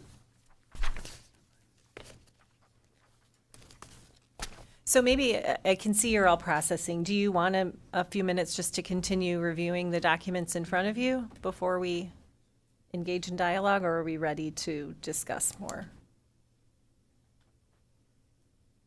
I would keep moving with it. Okay. Yeah, I think for me, looking at, again, I empathize 100% with I don't know exactly what it's going to be. And then we didn't just throw out one thing and say, hey, imagine this. We gave more than one option for what this all could be.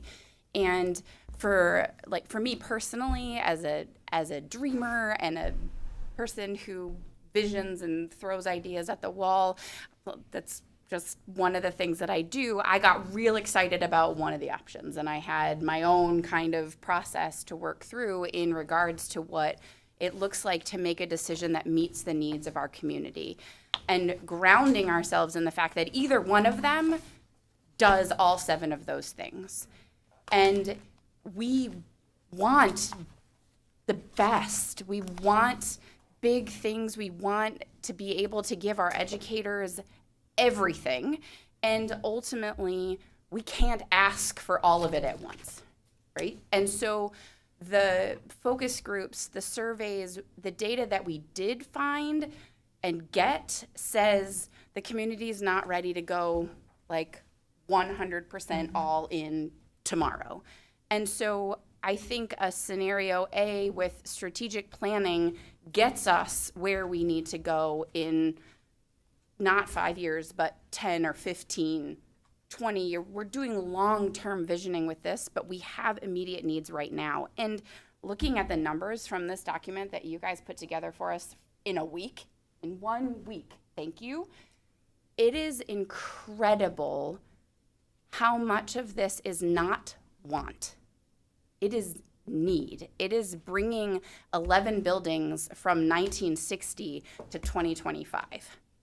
And that is that's just to 2025 with some spaces and places for, what might come next. Those emerging programs, right? Where we put a line item in there that says we have, this much money to try and envision what we don't even know exists yet in regards to the world of education. And so I'm really glad that we've had all of this open space and this time to hear from people, and also to have this data in front of us that says we need this. At 2.95, we're not even close to having the capital funding that we need in order to maintain 2025 buildings into the future. And so thank you for those of you that are paying attention. Thank you to those of you that are asking questions. And thank you to my fellow board members for being honest, for digging into what your dreams were, to what your hopes were, and to landing in a place that our admin team and our staff have spent 2 years saying this will meet our needs. This will keep our kids safe. This will give us the spaces we need for the wiggle room to get interventions in place, to have beautiful art spaces and band instruments and playgrounds. And I think the other thing that was just looking at it all in like numbers lined up for me, which is not my normal, not my normal space but seeing it that way was how ridiculously fast it adds up over the course of 11 buildings. You know, a playground in one spot is one thing, but 7 of them, right? And so that's what our kids need. That's what our community needs. And I'm really hopeful that our community will help us get our kids what they need. Thanks for that, Jen. Other considerations as we look at this recommendation and move toward consensus?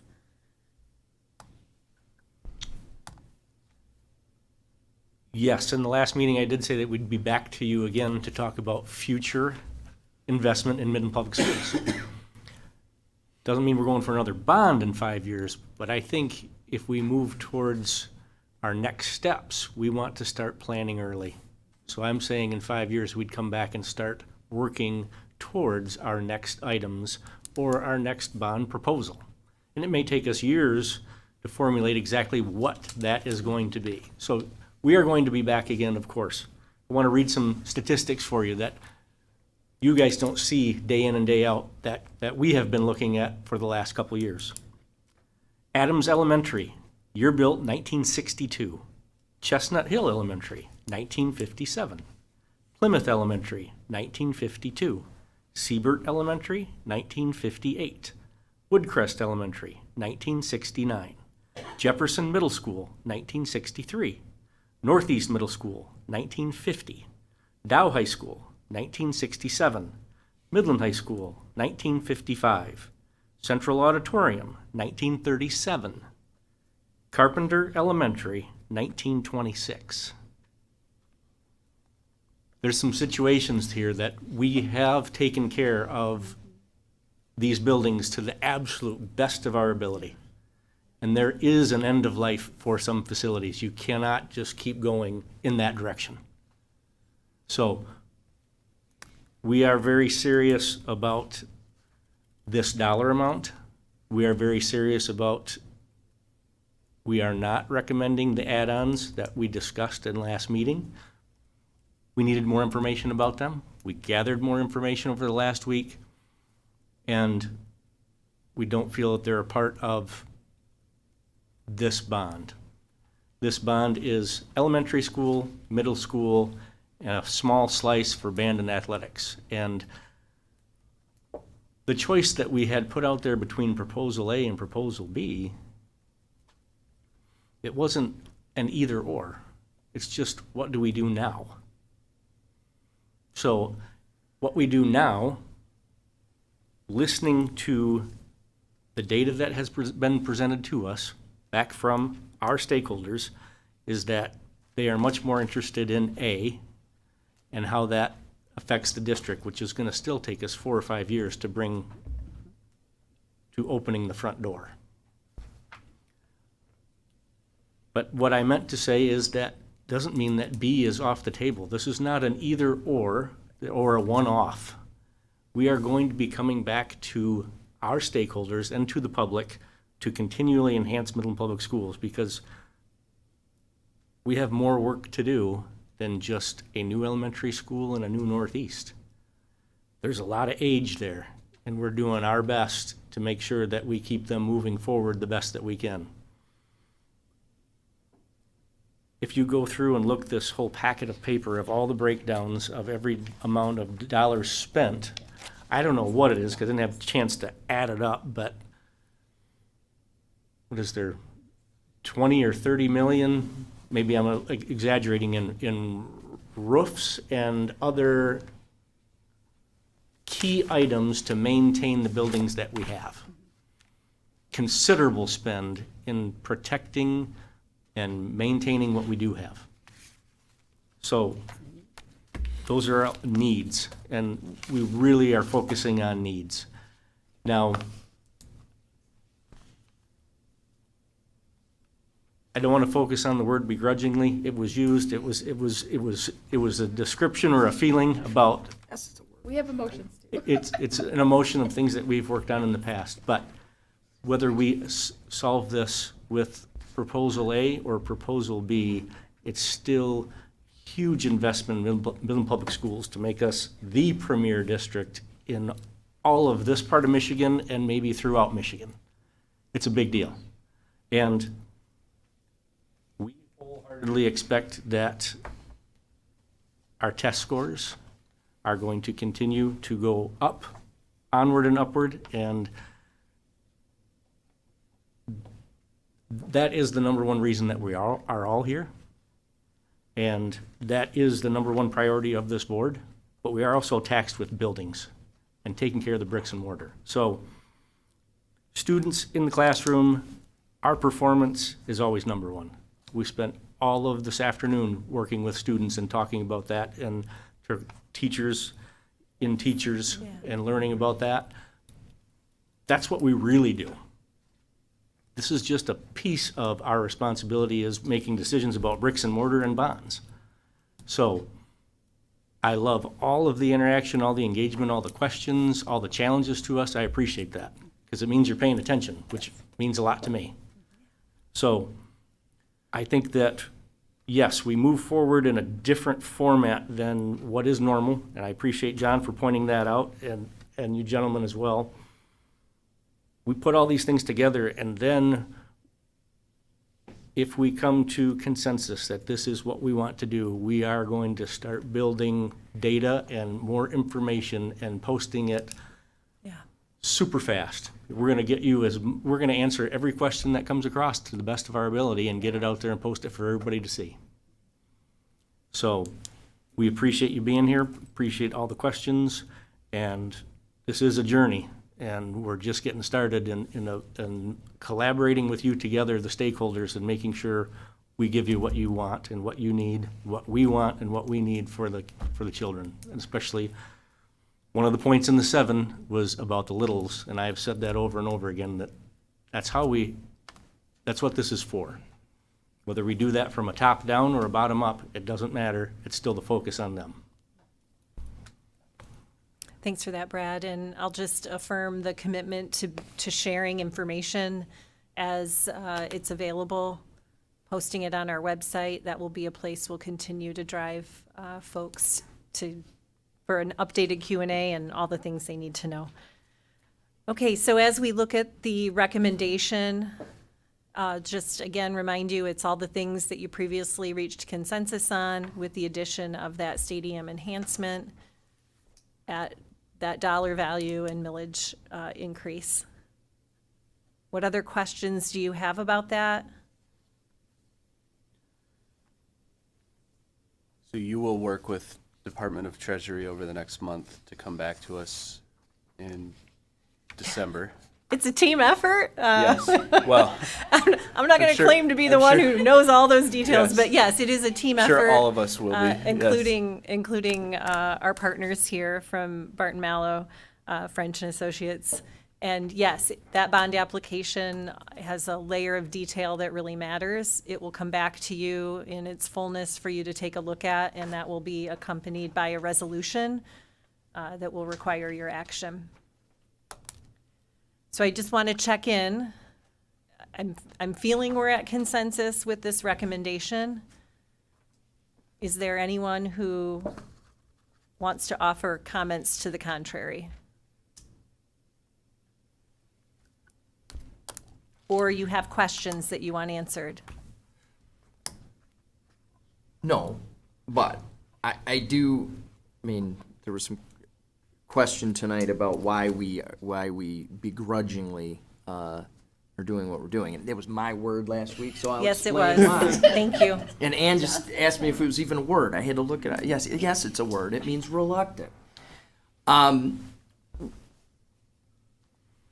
Every month, I've been on the board since 2018, I think, and the entire time I've been on the board, people come and talk to us at public comment, and they say that we need to be more transparent, and we need to listen to the public, and we need to seek input from the public.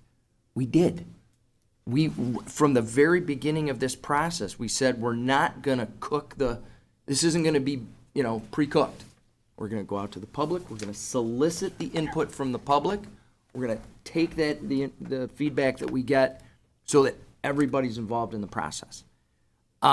So we put out information. We said, here's what we're thinking about. Tell us what you think. The response was lackluster. I mean, I think we all agree that. And that's what frustrates us, that we didn't get, despite all of the information we put out to the public and all of the opportunities for people to comment, they didn't. And I mean, yes, of course we have to vote our conscience, but we also have to listen to the input that we get. And so I was and remain frustrated that I really do believe that there is a sentiment in the community that we could use the resources that we have more efficiently in terms of the buildings in our fleet. But I also, it's very frustrating when people come and say, well, you solicited all this input, but now you should not listen to that input, and you should, you should make a decision that input, what was it, 5-1, 4-1 in favor of A over B. So, we're pardon the expression, damned if we do, damned if we don't, because we gave lots of opportunities for public input. We got the input that the public chose to give us. If we disregard it, then we'll come back to the podium and say, you're not listening to the public. So we've done the best we can. I think the process, I fully support the process that we followed. I also just, look, I share some of the frustration that I think Phil voiced tonight. One of the constituencies that was involved not only in our process but in a community-wide process was the swimming community, the aquatics community. I mean, we sought specific input from that group. We don't want to be in the pool business for all of the reasons that have been discussed tonight. We have a tremendous resource in the community that is in the pool business. We can be a tenant. They can own it. They can run it. We can rent it. And I think that's been our plan all along, and we're committed to making sure that kids have the opportunity to participate. But I was surprised at the feedback that we got tonight, because I thought there'd been a group working really hard for a long period of time to have this very conversation, to come back to us and say, yeah, we're good with it. So I am, again, the process imperfect, the result may be imperfect, but the process was very good. I thank Phil for the leadership on this, and I'm prepared to proceed. Thanks. Anyone else? Are we at consensus? Feels like it's been a long 2 years, but we have been working toward this, and I think we've got consensus, and I appreciate all the input that we've gotten, not only from the community, the discussions that we've had in our meetings, in addition to all of the survey results we received. While we did not receive the number of survey responses that we would have hoped for, at the end of the day, we received a lot of survey responses, 1,600, I believe, and they told us pretty definitively what it was that they were looking at by way of scenario A or scenario B. So I think we're in a good position to move forward, and I do believe that we've reached consensus. So, Thanks for that. Ann? I'd just like to say that perhaps, well, no, let me back up. This has not been easy, and everybody thinks that their own idea is the best idea at first until they actually start listening to others, right? And I think that it's been difficult to hear that perhaps what I thought was the best scenario isn't fully supported. And I can honestly say that in talking to people throughout the community, I only had one person who said to me, I think scenario B sounds fantastic. I don't understand why other people don't. I had a lot of people, particularly parents, say to me, this is why I don't like scenario B and I do like scenario A, and it's because it will affect me this way. So while it's difficult, to think, oh, maybe perhaps I was not right, I think that we have done as good a job as we could soliciting feedback. We have listened to the feedback, even when we ourselves were not entirely sure that it was exactly what we thought was best. But we understand that we are not always the smartest people in the room. And we have a community telling us that they like A, and A will help kids. And I think that's what it comes down to. A will help kids. Thanks for that, Ann. So I'm feeling we're at consensus. Any final comments before we move on? I will just I'll make one comment, just Please. that the pool conversation is not over. Because it's not a part of this doesn't mean that we don't Yes. care about the pools. The pool conversation is not done. We will keep it, Jen with her work, with the group, and making sure that we're a part of that conversation. So I just wanted to make that point, that this is, because it's not in that description that we show on the slide, doesn't mean that it's not a continuing and ongoing conversation that we take very seriously. Thanks for that. I'll echo a similar sentiment for our auditorium solution, continuing to partner with the Midland Center for the Arts and other folks who are interested in helping us find solutions there, and same with robotics. We still have a commitment to those students and those programs, and we'll keep problem solving. Now that we're at consensus, I'll just offer us our next steps. Again, I want to just be very clear that what will come to you next is a resolution for approval of that bond application, which will include the specific ballot language. We will stay in communication with you as this proceeds, but that will come to you as part of the December meeting, December 16th. There are lots of moving pieces here. There's actually a timeline with many rows that have all of the intricacies of what needs to happen with the Department of Treasury, with Troon as our attorney. It's a collaborative effort to get that ready to go. After that, it will come back to January 21st, our anticipated January board meeting, on a resolution to call for election, and we will begin the informational campaign at that time, moving toward that May election. And again, a commitment to providing copious amounts of information to the community. We'll have informational sessions, a really robust website. There won't be a lack of information available for folks to make an informed decision when we get to that point. Okay. Thank you so much for all of your comments, for just being real about where you are in this process. Jen, I think I heard you say on the other side of the room, humans too with feelings, and that's part of what I think has transpired over these last several meetings. And I think being authentic is really important. And to Ann's point, these aren't easy decisions, but they're really important. And the public has entrusted you as their elected officials to do that. So thank you for getting us to this point. And thanks to the team over here who's been on the journey as well and has worked hard to make sure that you have all the information you need to get us to this point. Penny, can I add one thing? Please. In the course of our providing information to the community, I think the folks that have come tonight, some of them have left, but I think it would be good for us to hear from all of you, continue to hear from you on how you see the information getting out or not getting out, right? Because we do the best that we can, but if you're not seeing it get out to the public, let us know. That's how we get better, is if you let us know that it's not making it where it should be. Great point. Thank you. Well, thank you, everyone. Again, I am ecstatic that we are addressing the needs of our youngest learners. This bond does immense amount of things for our students and our staff.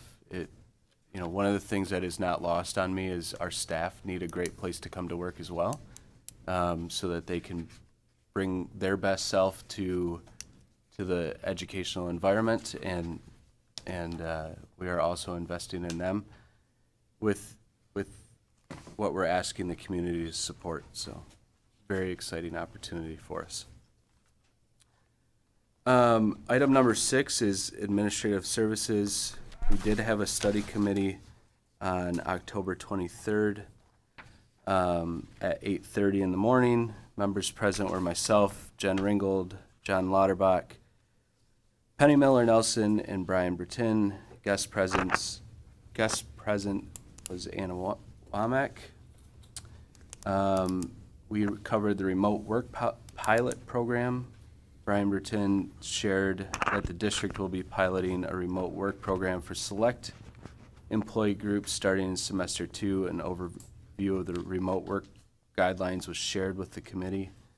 And then second, facility planning. The committee continued to study and discuss information related to the facility planning process, and our meeting was adjourned at 9:45 a.m. We don't have anything scheduled right now, as those meetings are scheduled on an as-needed basis. Item number 7, curriculum instruction and assessment. CIA meeting minutes from October 28th, 2024. Curriculum Instruction Assessment Study Committee meeting notes. We met on October 28th. Members present were myself, Ann Horowitz, Jen Ringgold, Ken Weaver, Penny Miller-Nelson, and Brian Bruton. Guests present were Joy and Mary Chilton. We met here at the admin building. Meeting started at 1:30. Our first item of business was a diversity, equity, inclusion update. Joy updated the board. CIA subcommittee on the diversity, equity, inclusion initiatives within MPS and the community. Then we covered, Mary Chilton covered the spring 2024 state testing data. Mary presented a deeper review of the spring 2024 state testing data to the board CIA subcommittee. Then we went into facility planning update and discussion. The committee continued to study and discuss information related to the facility planning process. Meeting adjourned at 3 o'clock. The next meeting was today, and then the next meeting after that, looks like January. Thanks, Brad. Item 7.2 for action, textbook adoption. Ken. Yeah, we just have the adoption of the German textbook for the IB class that was presented last time, and just need you to approve that if you so choose. Thanks. Taking motion to approve the German textbook in item 7.2. Do I have a motion? So moved. Support. Motion by Lauterbach, support by Hatfield. Any questions or discussion? Could anybody translate the title for me? No, I was like, I can't say that. I can't move to approve that book because it's in German. Use ChatGPT. So cool. All in favor of approving the textbook, say aye. Aye. Any opposed? Motion carries. Item 8, Finance, Facilities, and Operations. 8.1, FFO Study Committee from November 4th, 2024. Thank you, Phil. The FFO committee met on November 4th at 1:30 p.m. Members present were John Lauterbach, Brad Blasey, Scott McFarland, Penny Miller-Nelson, Brian Brutin, and Anna Womack. The meeting started at 1:30 p.m. We discussed the September financials with the committee. Variances from year to year were discussed. We discussed a bus purchase. The administration will propose ordering 6 buses. Funds have been allocated from Series 3 bond proceeds. We discussed the summer tax collection resolution. The board will be asked to approve an annual request to the city of Midland to collect half of the school's tax levy during the summer tax collection period. We next discussed the auditorium conference area furniture purchase. The administration will recommend awarding a contract to replace furniture in the auditorium conference area. Capital improvement funds will be utilized if approved. And finally, we had the facilities study discussion. The committee continued to discuss the information related to the facility planning process, and the meeting adjourned at 3:30 p.m. Thanks, Jen. Item 8.2 for action, gifts totaling $23,709. Anna. Yes, tonight we have 3 items totaling $23,709 requiring your acceptance on behalf of the board this evening. These items are support for the H.H. Dow High Band in the amount of $12,000 from the Dow High Music Booster Club, a donation for Siebert Elementary of 4 outdoor picnic tables valued at $6,709 from an anonymous donor, and support for H.H. Dow High Space Farmers in the amount of $5,000 from the Fairchild Tropical Botanic Garden. We would request that you approve accepting these gifts this evening. Thanks, Anna. I have a motion for 8.2. So moved. Support. We're all going to support that. Motion by Hatfield, support by Lauterbach. Any questions or discussion? All in favor, say aye. Aye. Any opposed? Motion carries. Item 8.3 for information, gifts totaling $23,125.35. Anna. I would first like to draw your attention to a needed correction in the listed gifts. For the donation from the Kellogg Youth Fund to Adams Elementary for the kindergarten trip to Grandma's Pumpkin Patch, the donated amount should reflect $240 instead of the listed $500. This also changes the total amounts of gifts listed for information only to $22,865.35. These changes will be reflected in the minutes. These gifts this evening represent support for programs ranging from elementary classrooms to various athletic teams at both high schools, to music programs and robotics. As is tradition, all donors are going to be recognized in the credits of this evening's broadcast and also through board correspondence upon your behalf. We are grateful to our community support of our students and our programs. Perfect, thank you. And item 8.4 for action, bus purchase. Anna.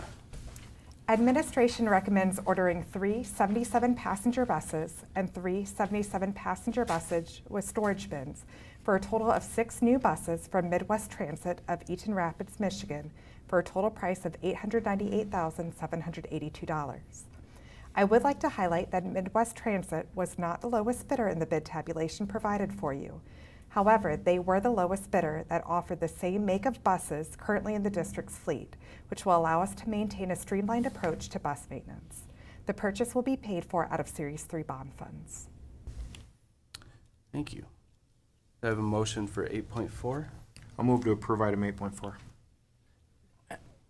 Just for information, Anna, when you say they weren't the lowest bidder, they didn't miss it by much, right? No, so not we're close. They were overpaying by a close. matter of a couple $100. That's correct. Yeah, It's okay, not by it's not much. thousands. It's, No. Okay. Wanted to put that out there. Thank you. Lower total, support by Hatfield. Lower total cost of ownership. Any discussion or further questions? So with purchasing 6 new buses, do we have 6 buses that are going offline, or does this help us what does that mean for us from a? Yeah, I'm going to look to the team over here. I'm not sure if we're cycling those off immediately upon arrival of these 6. My understanding is that we're not cycling off immediately. We're adding to our fleet right now. Thanks. This has got to be getting close to the end of Series 3. Yeah. Any further questions? All in favor, say aye. Aye. Aye. Any opposed? Motion carries. 8.5 for action, furniture purchase. Anna. After an analysis of our furniture needs, administration recommends ordering a replacement of furniture within the auditorium conference area from Grand River office of Owasso, Michigan, for a total price of $42,169.40. Details of this order have been included in the board packet. The furniture will be purchased using the Omnia contract, and the purchase will be paid for out of capital improvement funds. Thank you. I have a motion for item 8.5. So moved. Support. Motion by Lauterbach, support by McFarland. Any further discussion or questions? All in favor, say aye. Aye. Any opposed? Motion carries. Item 8.6 for action, summer tax collection resolution. Anna. On October 21st, 1985, the Michigan Court of Appeals issued a major decision interpreting the 1982 summer tax collection statute. In its ruling upholding the constitutionality of the law, the appellate court stated that, despite prior practices, school districts must adopt an annual resolution for summer tax collection, as an ongoing request is not sufficient. The Court of Appeals held that an annual formal action by the board is required prior to January 1st of each year for which the board intends to collect taxes in the summer. Midland Public Schools collect summer taxes only on property in the city of Midland, and all school taxes in the townships are levied in December. If approved, a copy of the signed resolution to collect summer taxes on property in the city of Midland will be provided to the city and attached to the original of these minutes. Thanks, Anna. Do we have to read the resolution tonight? No. Okay. Do I have a motion for item 8.6, the summer tax collection resolution? I'll move to approve item 8.6. Support. Motion by McFarland, support by Horowitz. John, do you mind taking a roll call, please? Absolutely. President Roush? Yes. Vice President McFarland? Yes. Secretary Hatfield's a yes. Treasurer Lauterbach? Yes. Member Blasey? Yes. Member Ringgold? Yes. Member Horowitz? Yes. Motion carries unanimously. Thank you. Item 9, Human Resources, 9.1 HR Study Committee minutes from October 29th, 2024. Thanks, Phil. On October 29th, 2024 at 1 p.m., the Human Resource Study Committee met. Present were myself, Ann Horowitz, John Hatfield, Jeff Jaster, Penny Miller-Nelson, Karen Justin, and Brian Bertin. Guest was Anna Womack. We met in the admin room 9. Our meeting started at 1 o'clock p.m. For a district staffing update, Karen Justin provided an update on district staffing and shared current vacancies. Employee group update. Members discussed the status of each affiliated employee group's contract review committee. MPS and the MCEA will begin contract negotiations in late November. Remote work pilot program. Brian Bruton shared that the district will be piloting a remote work program for select employee groups beginning semester 2. An overview of the remote work guidelines were shared. Facility planning, the committee continued to study and discuss information related to the facility planning process. Our meeting adjourned at 2:30 p.m. Thanks, Scott. Item 10 are correspondence from the Board of Education. 10.1 lists select. Oh, sorry. Oh, jeez. I'm sorry. Item 9.2. Sincere apologies for missing this one. For information, Jeff. Thank you. The board and staff extend their deepest sympathy to the family of Mr. Gary Worsing. He passed away November 3rd, 2024. Gary was employed with MPS as a math teacher at both Jefferson Middle School, and that was from 1983 until 1994, and then also a math teacher at Dow High School from 1994 to 2008. Gary was honored with the Gerstacker Excellence in Teaching Award in 1995, and when he retired in 2008, he had 25 years of service at MPS. Thank you, Jeff. And thank you for including the obituaries in the board packet, because it's always a pleasure to read those. Item 10 are correspondence from the Board of Education. Item 10.1 are letters from the board to the following individuals or entities listed in your agenda packet.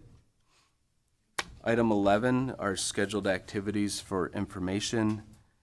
All meetings are regular, all the meetings of regular and special meetings of the Board of Education are to begin at 7 p.m.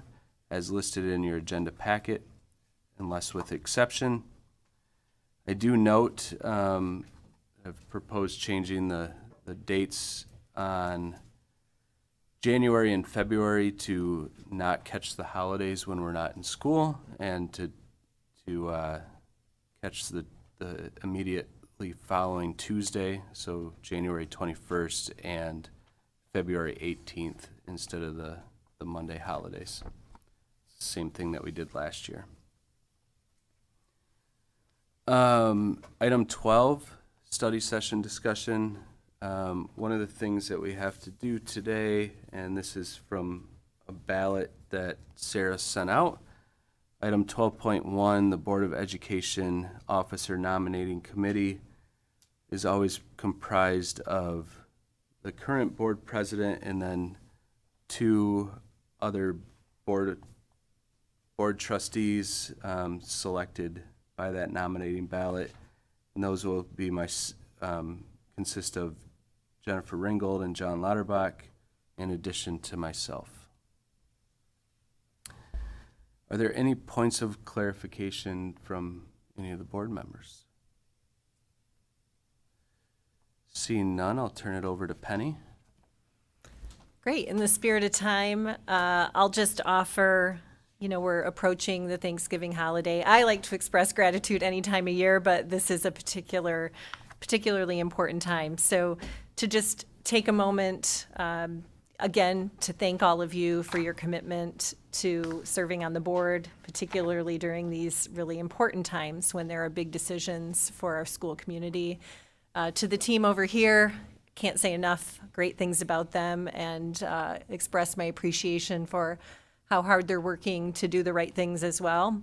And that extends to our staff, our teachers, our principals, every single person, bus drivers, paraprofessionals, and our students and families. It's really a team effort to maintain the level of excellence we have here, and the desire to keep doing better is something I'm just abundantly grateful for throughout our community. So in that spirit, I just encourage everyone to have that mindset moving into Thanksgiving, and reach out to someone that you haven't expressed gratitude lately and do that. It's very uplifting. Thanks so much. We'll see you soon. Can I have a motion to adjourn? Also, we have just probably a couple participants maybe in that parade on Saturday morning from Midland Public Schools. Good point. Santa Parade is Saturday. Yes. Good Yes, reminder. our Thank schools you. are all well represented. Our admin team will be walking as well. Bands, the whole, yes. It'll be super fun. I hope to see you all there. Thanks, Brad. Thank you for the reminder. Can I have a motion to adjourn? So moved. All right. So we are adjourned.